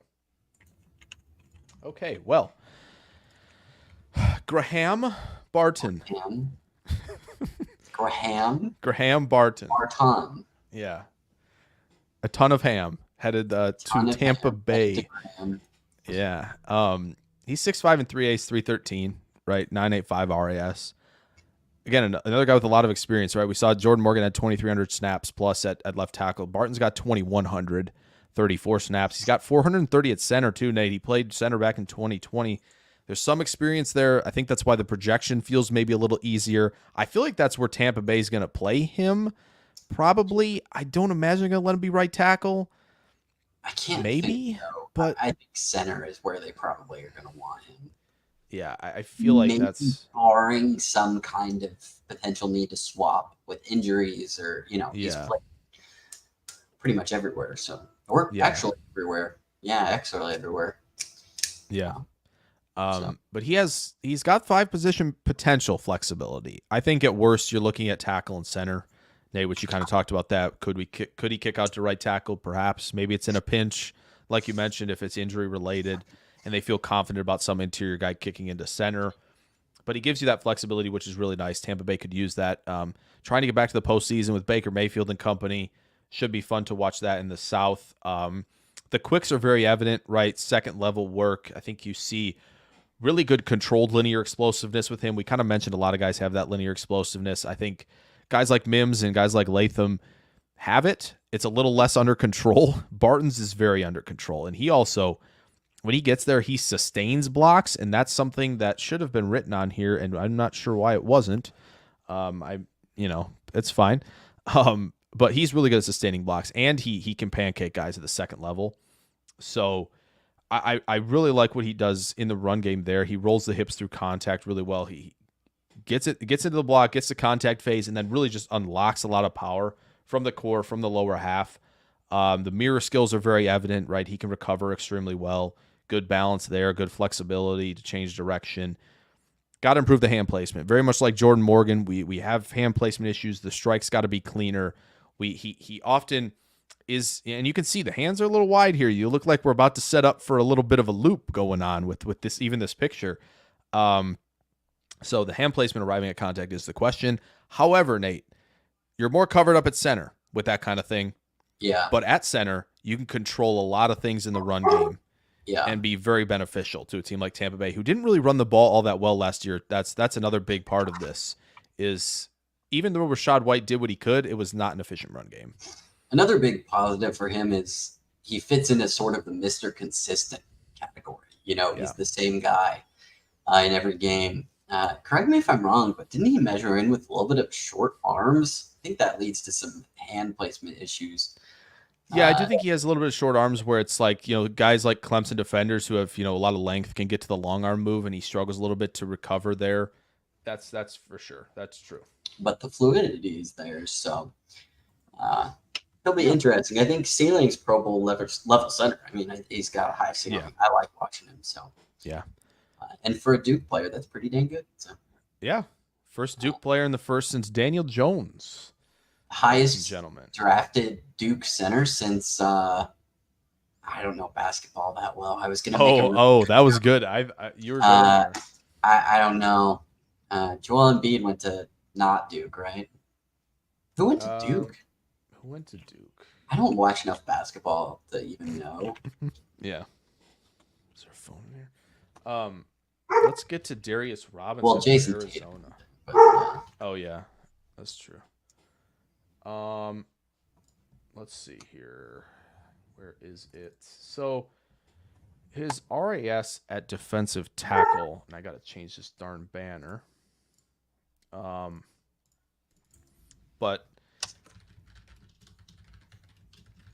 it's an interesting one. You can kind of call him a defensive lineman and a defensive end, which really fires the imagination a little bit. With the deployment of a player like this. Quick on the RAS, right? 6'5" and an 8', 285. 34.5 inch arm length, though, Nate. We like that. Obviously, good 10-yard splits and explosion grades for a defensive tackle. It gets a little worse, obviously, when you switch him out to defensive end. But I gotta say, I am very impressed with what he can do as a defensive end. And that's where he kind of aligned a lot of the time, right? I think there's 3-tech, 5-tech versatility. He's got immense power, right? He can hold the point of attack, drive linemen off their spot in the run game. right? He generates good extension. His hand placement is really good at contact. Bull rush is awesome. When he plays with good initial explosiveness, he's got the go-to counter move, kind of softens his angle a little bit to the edge. He's got the closing burst. One of my favorite reps of Darius Robinson's was against LSU. It was at the goal line. Daniels is in a read option look, basically. Darius Robinson has to play surf technique, which is square to the line of scrimmage, and you're really doing your best to guess correctly. And basically having your hand in both phases a little bit and kind of forcing the offense to make a commitment early. They do. Daniels keeps it. Robinson makes the play for a TFL. Really impressive stuff. Got a hot motor. It's an exciting player for Arizona. Is it my favorite pick for Arizona over Johnny Newton? Personally, no. Personally, not over Kool-Aid either. Yeah. I'm not sure about that, but I think this kind of feels like we had an idea of how this night was going to go. We were locked on to somebody, and then we got tunnel vision. Yeah. We're like, man, these traits. traits. This guy is one of those guys that if you saw guys like Johnny Newton who are a little more polished go off earlier, I like this swing a little bit, or if defense goes faster, because he's got the length, he's got the measurables. It's just that the recognition of the play development, he looks frenetic at times, we saw that against LSU too. In addition to some really good plays, there are some times where you're like, run a counter, man. Where are your go-to counters at? Sure. So it's interesting to see this pick here, but we'll see. Yeah, I think pad level's the biggest thing with him that I think you see where he's getting out of the stance a little bit high. It saps explosiveness from him, right? It saps the ability to generate that big shock at contact. So when he can play with better pad level consistently, that explosion to power is going to be really dangerous for offensive lineman, guard, or tackle because he's got really good size for the position and combined with the length. His change of direction get a little clunky. Maybe that's why you look at him as defensive tackle. Would love him to attack half man a little bit more, right? Where you're working on basically one half of the offensive lineman. I think that'll get the hand usage a little bit better as well. Oh, really? That's awesome. Love that. They showed the highlight of the play on the goal line. We already know, That's perfect. That's it. They show the highlights. We talk about the plays because we got them up here. They have them in the truck. We got them. We're up here with those. But yeah, I think he's not going to be the bendiest, most flexible player either, which that's fair, right? He's 285. This is an elephant rusher if he's playing on the end. Green Bay fans, we know about those guys. We got 3 of them. Okay. Got 3 of those cats. They're going to get Chandler Jones to come back and be a tutor. Yeah. I don't know who their I don't mind it. Who their defensive coaches are at the moment, but bring in a guy like Darnell Dockett, bring him back. There you go. I mean, I'm sure Gannon wouldn't object to that, right? Yeah. I think Gannon wants to establish a strong identity on defense as the head coach. So yeah, I don't mind this pick. I think there are better options here for them. But I'm intrigued because of the deployment possibilities. Yeah, power's no fluke. Probably Mizzou's best edge is Alden Smith. Yeah, I would think so. How do they measure arm length? It must be to the wrist. Yeah, I would think so. Shoulder to wrist. Yeah, I assume they don't. I assume because they put hand size by itself that they would measure to the wrist. If I were guessing, but I love that they showed that highlight. That's a moment we'll remember on the stream for sure. Is that they're showing the surf technique play, which, again, the reason they're showing that is it's not easy. It's not easy to do that. The Bills sent the 28 to the Chiefs. Oh, wow. And the Chiefs took Worthy, Nate. Oh my gosh. And this is funny because the Chiefs moved up, and we were joking about this yesterday. Drew and I was like, would the Chiefs really take A.D. Mitchell? He catches the ball too well. They need a guy who drops the ball. And Xavier Worthy drops the ball really nicely. Okay, sick. Avert your eyes. Tomorrow on the channel, Xavier Worthy filming for Kansas City is absolutely going live. There's no way. We're taking advantage, man. I love it. I think it's hilarious. I don't think he's the best. I don't think he's the best receiver on the board, but I love it. I think it's incredible that they've done that. They didn't move up to take AD. The Bills moved out and let the Chiefs have Xavier Worthy. So the Bills are confident enough that they're like, hey, Worthy's, you're taking Worthy. We know it. He's not good. We'll cover him with the 0 corners we have on our team. So Christian Benford's got him, man. Chiefs own the Bills. They always own the Bills. In every facet of the game. I mean, sign the deed. I'm scared. All the amateurs and cut them from the team, Jake. It's like you're in the room, right? And like, is Xavier Worthy in a Chiefs uniform in the room right now? And it's like, no, they actually are. It's like we're in a horror movie. He is in the room. This is not good. Because I think the Chiefs, what they're going to do with Worthy that makes this so good is they're not going to just say, yeah, you're going to go on the outside and win. It's like, no, it's going to be moving him around, right? They're going to get him in motion. They're going to send him deep. They're going to get him into nice alignments where he can get the free release. And like, look out. Look out below. Oh, yeah, I guess Adigbari could be an elephant rusher. Yeah. I snuck a Taylor Swift lyric by you, by the way. Is Taylor Swift's actual song about Xavier Worthy? No, it's about Kadarius Toney. But hold on. But it could be. But is it a crystal ball moment? A year from now, we're going to look back, and Taylor Swift will be the top NFL analyst. Top NFL analyst says called Xavier Worthy before the draft even began. Knew that he was going to be the pick. She had the inside info. She's taking Schefter's job next year. Honestly, I feel like that would be way more entertaining.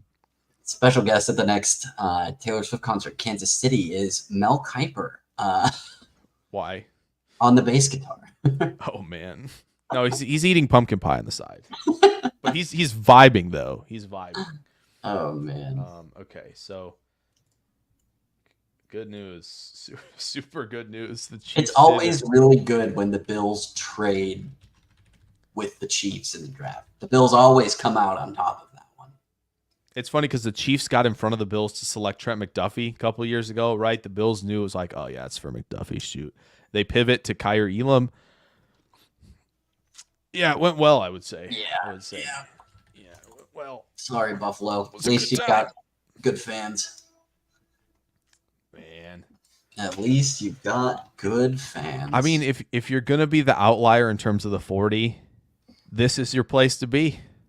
This is the place to be, I think we kind of saw this coming, Nate. I feel like A.D. Mitchell's not going in the first, which I think based on all the reports and stuff about, again, the diabetes, which that's tough. It's tough to deal with, and I'm sure that's a struggle for him to deal with, and I know it can affect things for sure, and it's tough when you're not healthy and things affect you, and it's like it's tough. We don't want it to affect the personality. We don't want it to affect how we act, but like that can happen. It's like I'm sure a lot of frustration that goes into that. I'm hoping he lands somewhere where he can really maximize the skill set, and I'm excited to see where he lands. I imagine he's not going tonight, but you know who is?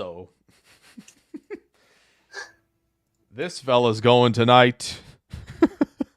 Xavier Worthy to the Chiefs. AFAM, what's going on? Says doesn't love the pick of Jordan Morgan with Johnny Newton and Kool-Aid on the board, man. That's tough. I just, it's fine. He's going to be in the Packers Hall of Fame because we don't like it. That's the rules with Green Bay selections. Okay, Nate, what do you like about Xavier Worthy? If you've got a nugget or two that really tickles your fancy on Xavier Worthy's skill set, There's one number on this that is very clearly going to stand out, I think, to most people. For sure, 165 pounds. Yeah, 165 pounds. Soaking wet. Yep, right. Strong wind might blow him. That's why he's in Texas. Yeah. Here. We need some good cleats for sure. Got to make sure the cleats are fitting nicely with a lot more on the bottom. Long spikes. No, Xavier Worthy is one of those guys that, with that natural speed, the ceiling is there, right? We've seen that throughout his time at Texas. And, it opens him up with a lot of verticality, but it also lets him run some routes. I know you mentioned there with the hitch curl routes, open up quite a bit of versatility there. As far as landing spot, could you ask for much more if you're Xavier Worthy? I mean, No, I think it's here with McVay in LA, right? I think Yeah, those are your two favorite spots for him. that is, almost one of those situations where you kind of have to be happy with him. In my mind, Xavier Worthy's kind of like the prince that was promised of the 40-yard dash, because Right. we've been talking about breaking that Yeah. record for so long. He's Lisan Al-Gaib. Yeah, Of course. yeah, exactly. Wow, Yeah. that went from Game of Thrones to Dune really fast. We had to stay We had to stay a little more topical. We've lost. Everybody's talking about everybody as Lisan Al-Gaib. I had to throw it out there. We've lost our status as sports people. Yep. But we lost that a long time ago. We did. In the contested catch, I have a lot of questions about Xavier Worthy, but as far as the quick strike potential and, just the danger over the top, it's a big play guy that can, really make some things exciting. If you let him kind of go vertical and explore those deep routes, he's going to find the separation, but we'll see how the play strength kind of translates to the short and mid game. I think it'll be interesting to see how Andy Reid kind of utilizes him, and if he can catch hot passes from the real Lisan Al-Gaib. Yeah, that's true. He's Lisan Al-Gaib Jr. Yeah. Catching passes from the true. Yeah, it's tough. I love that. Yeah, so it'll be interesting. But, as far as what we saw at Texas, the speed speaks a lot. And in today's NFL, where you're not really allowed to touch the receivers a whole lot, the speed speaks for itself as well. So, well, that's what I was going to say as well. You're like, well, he's not good in contested spots, which is very true. Like 165 in a contested spot is not where you want to be. He'll probably have left the defender in the dust, and Mahomes is one of the few quarterbacks who probably can out-throw how far he can run in a short time. True. Like, right? Like, I feel like he's one of the few guys, him and Josh Allen, who Bill's just traded out of this pick. But like they, I think Mahomes isn't going to invite contact into his situations at the catch point, which I think is going to be really important for Worthy. But it's just when you have good speed and you can add it to your deceptive library as a route runner. Right, and the fact that he has the ability to snap off these routes and the stop-start acceleration, like corners are going to be freaking out when it's like, okay, yeah, this guy's small, but also like if I don't get a hand on him and I'm in off coverage, I am in trouble because he can stack me very easily, and if I don't respect it, right, I'm burnt like toast. And if I respect it too much, Mahomes and him have free access 8 to 10 yards. And not to mention the type of acceleration he has after the catch. Right? Like he is a loose, flexible athlete that could do a lot of different things because of all of the stop-start acceleration. It's nonsense. This is the best spot for him, right? This can help him avoid all the speediest receivers or busts label. Like this is the place to go. And he tracks it really well, too, down the field. That's the thing. Like, I'm sure we're going to be talking about Troy Franklin tomorrow as, like, the other guy who's a little bit smaller with a lot of speed and, right, winning vertically. But, like, Worthy tracks it really well. And that's what's going to be really exciting about the deployment. And, yeah, you're going to get him all this scheme stuff and a lot of the short intermediate areas. But, like, down the field, when Mahomes can just be like, yeah, so there's a lot of space to this side. I'm going to let you go run under that. And he's like, yeah, I got you. Like, that's a tough trump card to answer. What would be even worse is just imagine if the Chiefs had just taken Sam Laporta instead of Felix Anudike-Uzomah last year at the end of the first round. Like, good night. Like, it's just that's where we're at. And like the Chiefs are doing things, and that's the thing with it is I still think it's good night. Unfortunately, Chiefs are loaded, man. That's where I'm going to leave that. I think this year is the year they want to run it back, do it again, because I think after this year, they're probably going to lose Travis Kelce to retirement. I think he's been edging close to that. So they're really looking at, let's add some wide receivers with some speed who hopefully don't drop the ball too much and for sure run it back. Yeah, I'm scared because there's tackle depth on day 2, and the Chiefs can still take advantage of that. Yeah. I think the Chiefs clearly were like, yeah, well, once Fautanu was picked, I assume the Chiefs were kind of like, yeah, we're kind of out on this tier, which is not a slight at Morgan or Barton, but like maybe they just want bigger guys out there. They've had a lot of success with Orlando Brown Jr. and guys like that, so maybe that's they were Mims and Latham were their guys, and they weren't going anywhere near it. And they maybe think like Amagaji, Suamatai are the developmental types with more size, but they just go up and get that guy. We have officially broken a record. With offensive players in the first round. The most offensive players in the common draft era at 21 in the first round so far. 21, and that's 21 of 28? 29? It's 21 of technically 29. We're at 30 now. Right, we are Cowboys at 30 because I know the Cowboys did pick Tyler Guyton. Yep, Xavier Worthy. Tyler Guyton. Yeah, at least we're not in the AFC facing Miami, facing the Chiefs. Chiefs do need a left tackle. Yeah, this is a good point. Like, Travis might have more than 1 year, but not too many. I'm very surprised they didn't capitalize on an elite tight end class last year. And instead, just took a pass rusher to just take one. That would be even worse for the rest of the league. So it's probably better that they didn't take Laporta or Tucker Kraft or Mayer, right? So I'm sure the Chiefs were what if Swift reignited him? Maybe he's got 10 years left. Yeah. Should we get to Tyler Guyton? Because I think this was... Yeah, we should, after I address this. I think it might be the opposite. I think she might be the reason that he leaves, but we can discuss that probably tomorrow. Yeah. Because on Friday when we have, maybe some high noons or Topo Chico or whatever. Tons of time. Yeah. Nice so yeah, you gave them Topo Chico. Yeah. Nice little non-spawn, but wouldn't say no. But you could be. Yeah, but could be. We mentioned Mims, Nate, right? 6'7" and 3/4 at 340. Tyler Guyton, 6'7" and 3/4, 322. Big boy. Another 971 RAS. The RAS, again, it's king. You want the good players who are also good athletes out here. It's a really nice combination to have, and we're seeing that in the first round. He had 51 snaps at left tackle, but he's got over 1,000 at right tackle. You feel like Dallas. If you're Dallas, what's the plan here? Because this is interesting to talk about where, okay, obviously he's not playing center. We know that. Dallas is going to be in on like Frazier and JPJ, who I said it Monday, I think. I was like, I don't think JPJ is going round one. The concussion injury, all that stuff, all the injuries that he's got, I think is going to push him out. But you have Tyler Smith at left guard. You like what he's done at left guard at this point. He's played left tackle in a pinch. You have Terrence Steele, who you paid a lot of money to, but right. What's the plan here, Nate? What do you think you would want to do with Guyton on this offensive line? Because you might have a couple options, but I'm interested where we think we're going here. I think tackle. Truthfully, I think probably left.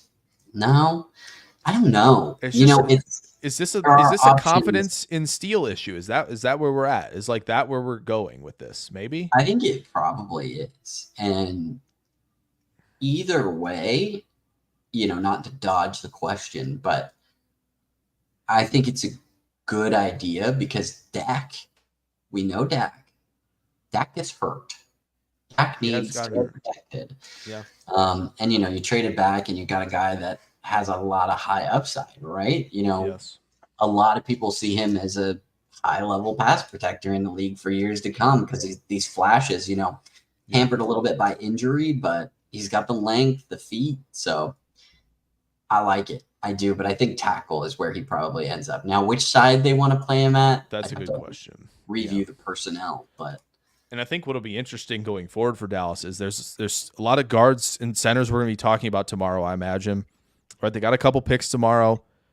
Could they be interested there? Does that start to change the equation even more with this? Is this a play where Dallas is like, okay, Terrence Steele, we're going to find a way to get out of that deal? Doesn't mean Tyler Guyton's going to left tackle. It means maybe just Tyler Smith and Tyler Guyton are going to be our tackles, and we'll figure out the interior later in this draft. This is where we want to be. I will say, I know not everybody's high on Tyler Guyton. The ceiling is very high with him, and you'd like the skill set to be better. I get it coming into the league. We talked a little bit about Tyler Smith being like that. I remember when Tyler Smith was picked, it was kind of like, there's a little things where he gets his shoulders dipped and he plays a little bit outside his frame, but his power, his ability to recover, and all the athleticism was really good. I think with Guyton, it's the hand placement. It's the struggle. He gives up his chest. He loops his arms around, right? He's got to control some aggressiveness in the run game, but he flashes with all the reach blocks, right? He plays with active hands. He's pretty solid when you ask him to move in space, and he's urgent getting to his spot in pass protection, and that's a big part of why I think they're really gonna like Guyton in Dallas, where it's like, okay, we know you can get into your sets. Like, that's really good. We need you to be there, right? What we need you to do is get better with your hands. We're going to get you there. And I think that is, again, Dallas is getting back to the roots here. This is what they've done consistently, right? Zach Martin, Travis Frederick, right? Tyron Smith way back when. Yeah. Tyler Smith. They're consistent investment in the offensive line. It's hard to be mad at that, period. Yeah. Because it's sensible. It's what you need to do. And I know that someone's gonna be like, well, why'd you hate Jordan Morgan then? That's fair. That's fair. You make a good point. You make a good point. I will not fight that idea too hard. Yeah, for sure. The next pick is an interesting one, isn't it? Oh, I love it. I think it's. I love this for them. I think it's a lot of fun. Got to tell my boy Richie to check out the vid because we got it for him ready to rock. Yeah, only thing you down Patrick. Yeah, sure. I mean, let's be honest with ourselves here. Wiggins, I thought they would take Kool-Aid, but I also didn't think both of them would be available. So the Ravens are selecting Nate Wiggins, the corner from Clemson, which I think I understand what Mitch is saying about the power wide receivers, and I get that. Double checking to make sure there's nothing I'm missing because I know they were a little ahead of us on this. No, okay. We're good. Let's see here, Nate. We got Nate. Meet Nate Wiggins on the screen. I would like to. Nate's a big fan of this guy. For sure, it's very big fan. I'm a big fan of his last name. It's real close to mine. It actually is. He is Nate W, and you are. That's wild. Yeah, that's kind of wild. Big You are fan. both. You are both your old Twitter handle, that Nate W guy. You are True, actually yeah. both that Nate W guy. We're also both 6'1" and 3/8. Fun fact. Right. Exactly. On a good day with a breeze, who could say? And 173 pounds as well. Well. There it is. But what about the reported 181? Is that false, Nate? Get out in front of the story. Is that false? You can. Too much pizza that You can day? let us know. Ice cream at 11:30. Maybe. Well, when you go to Indy, you have to eat at I literally lived St. there Elmo's. 3 years. St. Elmo's. Thank you. Yeah. I Gotcha. lived there for 3 years and I couldn't think of that. Yeah. Also, our 40 time is the same for what it's worth. Okay. Yeah. Nobody can check me on that. Is that? Yeah. I mean, you haven't seen Nate run the 40, so Yeah, so you can't tell me. how can you tell? The 44.4 passer rating when targeted is really good, and I think as much as we talk about Wiggins, Nate Wiggins, yeah, really good there. So as much as we talk about him, like, with Mitch talking about it being dominated by power wide receivers, which is something that matters at 173. I think you see how fluid he is, right? He flips his hips in coverage. Nate can't handle himself. It's fine. He had to exit. The click and close is special with Wiggins. When he challenges the catch point, he's got the catch point disruption. He's got impressive ball skills. Nate, take your time in the green room. It's okay. But he can transition back downhill really quickly, right? He's the high effort player. He has two plays this past year where he's chasing down and preventing touchdowns. He's preventing 70-yard touchdowns. He's ripping the ball out at the 1 yard line in the Miami game, right? He's chasing down in another one. I forget where the other one was, but he plays with high effort too. It's just at 173, 180, what have you. Can you play through contact and off coverage when you're doing, catch technique at the top of routes against more physical wide receivers? Are you going to be able to handle that contact? Are you going to be able to be balanced? Are you going to be able to kind of stay in phase? I think that's a fair question. Tackling is another fair question. I think there are times where it's fine, and then there are times where you're a little concerned. But I had Guyton up the entire time on the banner while we were talking about Wiggins. That's tough as well. It's okay. I got distracted by the. It sounded like cotton-headed ninny muggins in my Oh head. yeah, Is that's what we true. went with there. So Yeah, I got really distracted. that's I funny. do really like Nate Wiggins' game though. Aside from all jokes, I think in 2022 he had 10 or 11. I think pass breakups in 2022. It was a really good season for him, but Yeah, he's in 13 games. So um, yeah, yeah. I like the skill set that he provides. I do think this is a fair statement. Yes, but I Um, also think this is a great comment as well. yeah, Humphrey's gonna be the I got the big guys out there. I got the big X types. I'll handle George Pickens. Right? yeah, That's my assignment. That's not you. Right? I'll handle T. Higgins. You need to mirror Jamar Chase for me. Right? yeah, Like that I think is going to yep, be helpful. You need to mirror I think both him and Wiggins could be trading off in someone like Amari Cooper, but Judy and Elijah Moore, there's a lot of speed and explosiveness in that room. Like he's going to fit nicely to play cover a corner in that division. So I yeah. like it. And that's why you'll hear football coaches worth their stuff talk about their skill groups Yeah. as toolkits. You have somebody that's bigger, stronger. You have somebody that's longer, faster, and that's really what gets you to the NFL is having a unique trait that you master and not being bad in other areas that Right. can't be kind of hidden. We see it on the offensive line all the time. Yes. Yeah. How can you mask the flaws a little bit more than in college, perhaps, to The get only the best position out you of a certain can't have player? that at is quarterback. Yeah. Truthfully, Yeah. It's tougher. It's much tougher. But yeah, I mean, this is pretty good value. I think some people have Wiggins as the number 2 corner in the entire draft and a top 10 player, top 12 player. You're getting him at is it?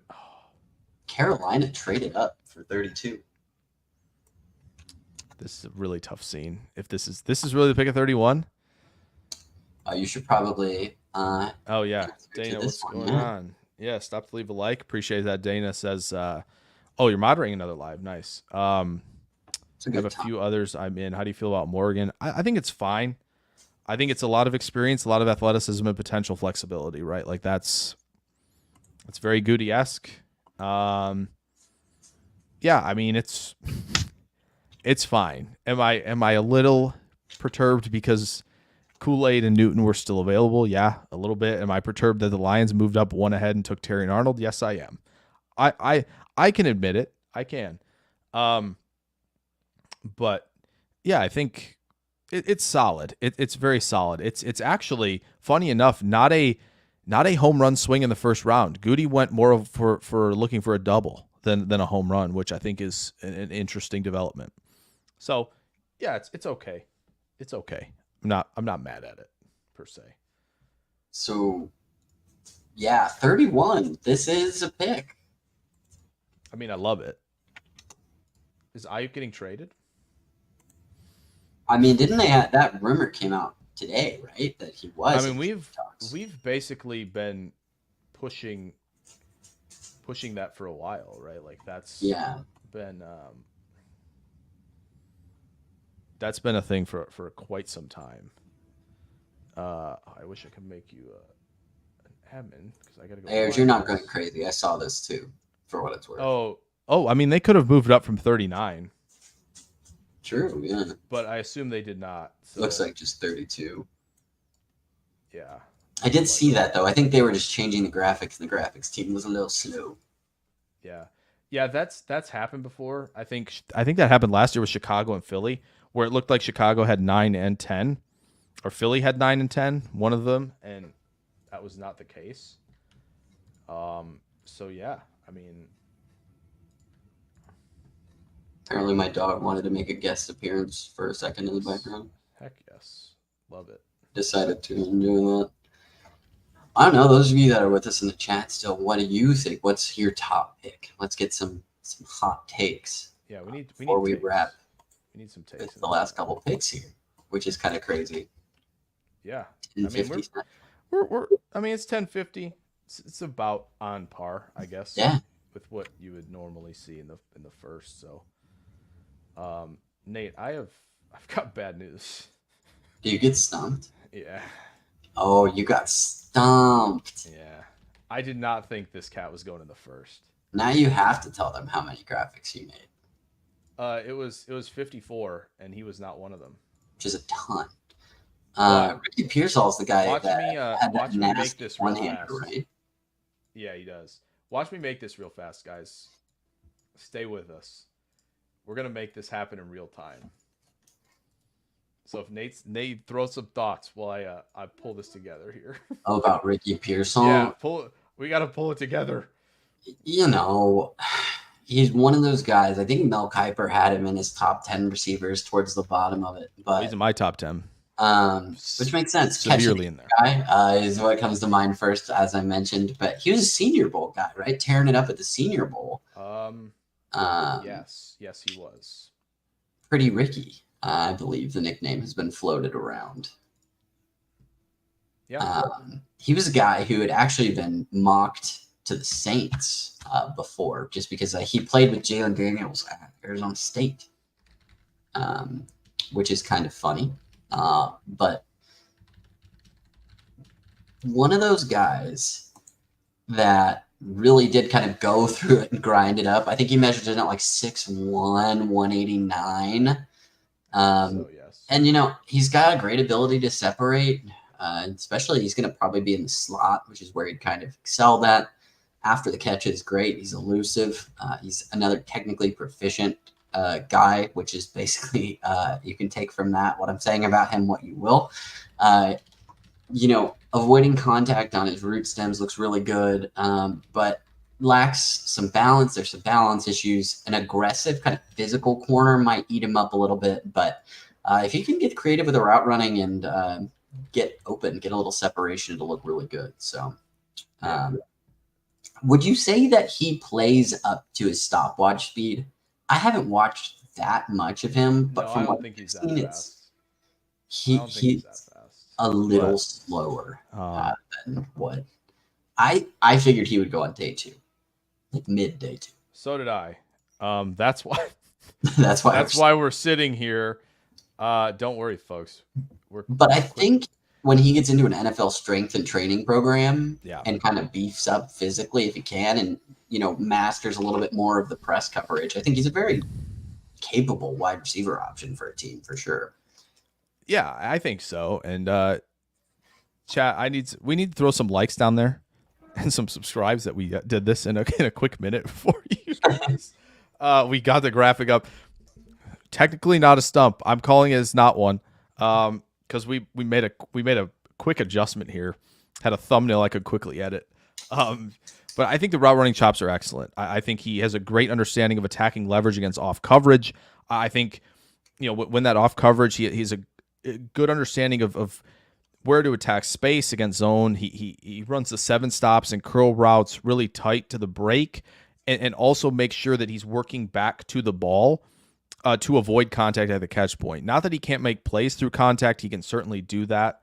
But I do think, like, when you look at his adjustment skills in the air, right, he's got a little bit of vertical element to his game as well. When I watched him, I thought Adam Thielen immediately. That's the comp that I thought of.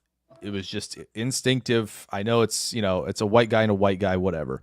But, like, he has that reliability. He has just a really advanced knowledge of the route tree, and I think he's going to be really good in San Francisco, right? It's San Francisco, right? I'm not losing my mind. I already forgot. Is it the 4th? Yeah, it's 49ers. Yeah. That's just so, it's so weird. You would just not think that they were just taking a receiver. Just just like that. So. And then I got confused a little bit because of Carolina. Yeah. Doing goofy things, but see, this makes Mark Sawyer says Morgan will compete with Ryan as a rookie, but a strong right guard here too. Maybe I would rather go get Pooney or Brandon Coleman or Christian Haynes or any of those other guards. I thought, you know, day 2 is a very nice spot to get guards. By the way, if the Carolina Panthers have selected Xavier Legette, we have him. Okay. Why would I assume Ricky Pearsall is going in the first, man? I don't call it a stump. Yeah, I don't think it counts. Why would I assume that? You know what would be even better is if tonight was, you know, was like, all right, you threw the first punch. That's cool. Draft. Stump me tomorrow night. We'll talk.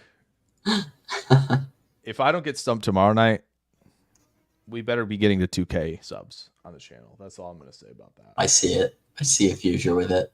Okay. So we have Leggett for Carolina, which I think the fit's awesome here. Obviously would have liked a separator like a McConkey, like a Pearsall, right? But Leggett, this is like big dude go Burr. Like, he is fast, okay? Yeah. It's a lot of the size speed combination that you like to see in a receiver. It took a while for him to break out. There were a lot of contributing factors off the field to that. Injuries as well, though, of course. I think that, it was just awesome to see him post 71 for 1255 and 7 this year. Obviously, the career yards per route run, though, is analytically what could be a factor in how things go at the next level. Obviously, it's just a number, but shows that the production profile for a guy a little bit, and it's one of the cleanest like single metrics I think at receiver. Pearsall's under 2, Legett's under 2, Brian Thomas is under 2. Interesting to follow those 3 receivers as guys in the first round, of course, but he's short pass, slant route into house call guy, right? And there aren't a ton of those guys. There's a few in this draft, but we know about this draft. This draft's insane. I think he has flashes of attacking leverage pretty well. I think in the Clemson game, you saw him against Wiggins do it a little bit, where he's inside stem against off coverage. He's moving defender into more of a square up position, and he breaks off a route. Now, I think he needs to be more consistent with the hip sync in his route breaks, but he flashed it at the Senior Bowl. Nate, another Senior Bowl guy. Big one here. I know Nate's big on the Senior Bowl guys, which is, I love that. I love that Nate's big on this. But yeah, I think the other thing, extension as a version of separation. We talk about separation as a route runner. We talk about separation with speed. We talk about separation with high pointing the football, right? Making adjustments at the catch point to do so. I think extension's a really good version of that, of course. I think Leggett provides that very, very well for Carolina. I think if he fine-tunes the release and then the route running skill set, which I think he's already doing, I think we're in really good shape. Could the Panthers, they moved up one spot, really, 33 to 32, huh? And the Bills want the first pick tomorrow. Interesting. They're taking Kool-Aid? Maybe they are. But if, Nate, how would you feel about Leggett and like JPJ for the Panthers as a 1-2 punch to start? Oh, you're muted, I think. Yeah, sorry. There we go. No, you're good. You're good. Pretty good arsenal to start with, I would say. Yeah. Pretty good. They need it, Yeah, for sure. So would be a fun one. I like this pick for them. I think the fit is really good. I think they'll give them time to grow. Mm-hmm. I think one of my biggest memories with him is watching the game against Tennessee, and their tight coverage, in the press man was all over him. And that's an area of his game where he could really improve. And I think the potential is there to improve with it. Yeah. So I think snagging him as a late first round pick, they saw something they like, kind of like we do. And yeah, I'm here for it. Yeah, and I think, the way I talk about Leggett sometimes is I think he's what people wanted Jonathan Mingo to be last year. Yeah. I think they were talking up Mingo way too much. Maybe I did a little bit. That's a little bit on my fault for the video on the channel of his, that maybe I just a little too hyped for him. But I like to be positive and show some of the areas that are development paths. But I didn't like Mingo a whole lot, to be honest. I think Leggett's a lot better. I think he is a more realized version of what size speed can do when you enhance, your route running skill set. I like it. I think if they go Leggett and McConkey tomorrow, that's fine too. Go ahead. That's why I was kind of thinking. Go ahead. I mean, I won't be upset. Leggett and A.D. Mitchell. That would be fun. Talk to me. Because you could do a lot of things with that. Like Leggett is like a power slot. Deontay can just go play the slot. Like you can do a lot. But I do think offensive line obviously could be a big part of what they do tomorrow. And that's where we sit. Just like that. Just like that. Right at 11. Day one is you in go, the NFL. books. Good job. Hope you guys enjoyed first round of the stream. Appreciate those who did stick with us with the early issues with the internet, which was tough. Really weren't sure what was going to happen. Luckily, right in the nick of time, we get back into things. But obviously, appreciate Nate jumping on. Like Nate said, he's not year round on this, but it's awesome to have him back for the tradition of continuing to do this. Friday night, tomorrow night, 6 p.m. Central. Back on it for the marathon version of this. You thought this was the marathon. Tomorrow's the marathon. Tomorrow is the marathon oftentimes. A lot of players still available. Interesting. Really quick, like JPJ talked about it. He doesn't make it in the first round. Zach Frazier was rumored about to be in the first round. Doesn't happen. A.D. Mitchell doesn't go in the first round. Kool-Aid. Johnny Newton. Are you oohing for an Ayuk trade? No, Kirk Cousins really didn't know.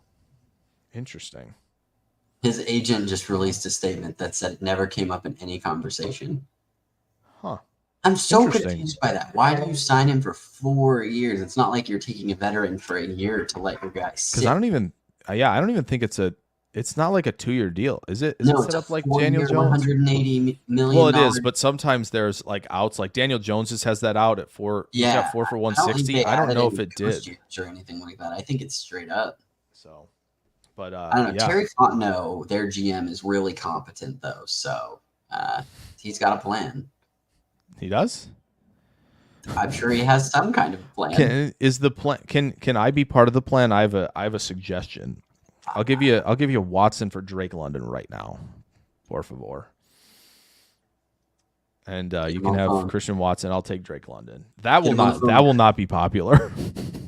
I don't know why I said this online. That was really dumb. You shouldn't say things. Okay. I try and say as few things as possible online. Yeah, for sure. That's fair. There's Joyce says, haven't seen receivers nowadays that much who can leap and get it with strong hands like Julio did.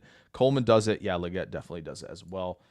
Yeah, Mingo wasn't this dominant. Mingo, athlete who struggled with like trying to time his steps out and like understanding, he was thinking a lot when he was playing. And thank you guys for sticking around. I thank the bots on Twitter for getting our number up. Yeah, for getting our number up there on the top. That's solid. Hopefully there's more of y'all who will be popping in tomorrow night. We got a giveaway tomorrow night. So, and we'll detail that a lot tomorrow. Nate's nodding. I definitely didn't tell him. But appreciate that, Nate. But no, it's it'll be fun. I'm excited for it. Tomorrow I get to let my true self show. Yeah, this is where it gets a lot of fun. So we hope you guys will tune in for that. For Nate and myself, once again, thank you guys so much. If you haven't hit that little thumbs up on the way out, would appreciate that. And then tomorrow's the marathon. We're gonna be here. Nate, you're gonna be here at 6. Is that the plan? We shall see. We shall see. Okay. The stream will start at 6. That's what I will say. Unless the internet does the thing again. But here for a while at some point as well. So sounds very awesome. My sister asked if the Ayuk trade's gonna happen. Really quick. I just saw a Mike Silver tweet that says,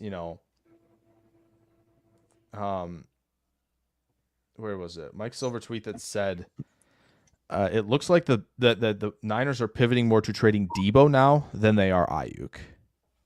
So I do think the Pearsall pick was a pick to unload a contract or a potential contract. I mean, if you want, the guy who plays receiver better in terms of separation, in terms of all of that, that's Ayuk. So if they pivot and somebody wants Debo, that would be interesting. I would still call if I was Buffalo, though, about Ayuk. So, yeah. That will do it. Someone posted Elijah Vera Tucker as the comp for Morgan. That would be a good comp. For those still watching, film room tomorrow on Jordan Morgan. That will be there. There will be a couple other ones, I'm sure. Maybe we'll see. Maybe we'll do a little post show on the Packers pick. I don't know. I'm jonesing for late night action, so we'll see. But hang out, see if you get a notification. But yeah, thank you guys so much. Thank you, Nate, for hopping on and being a part of it.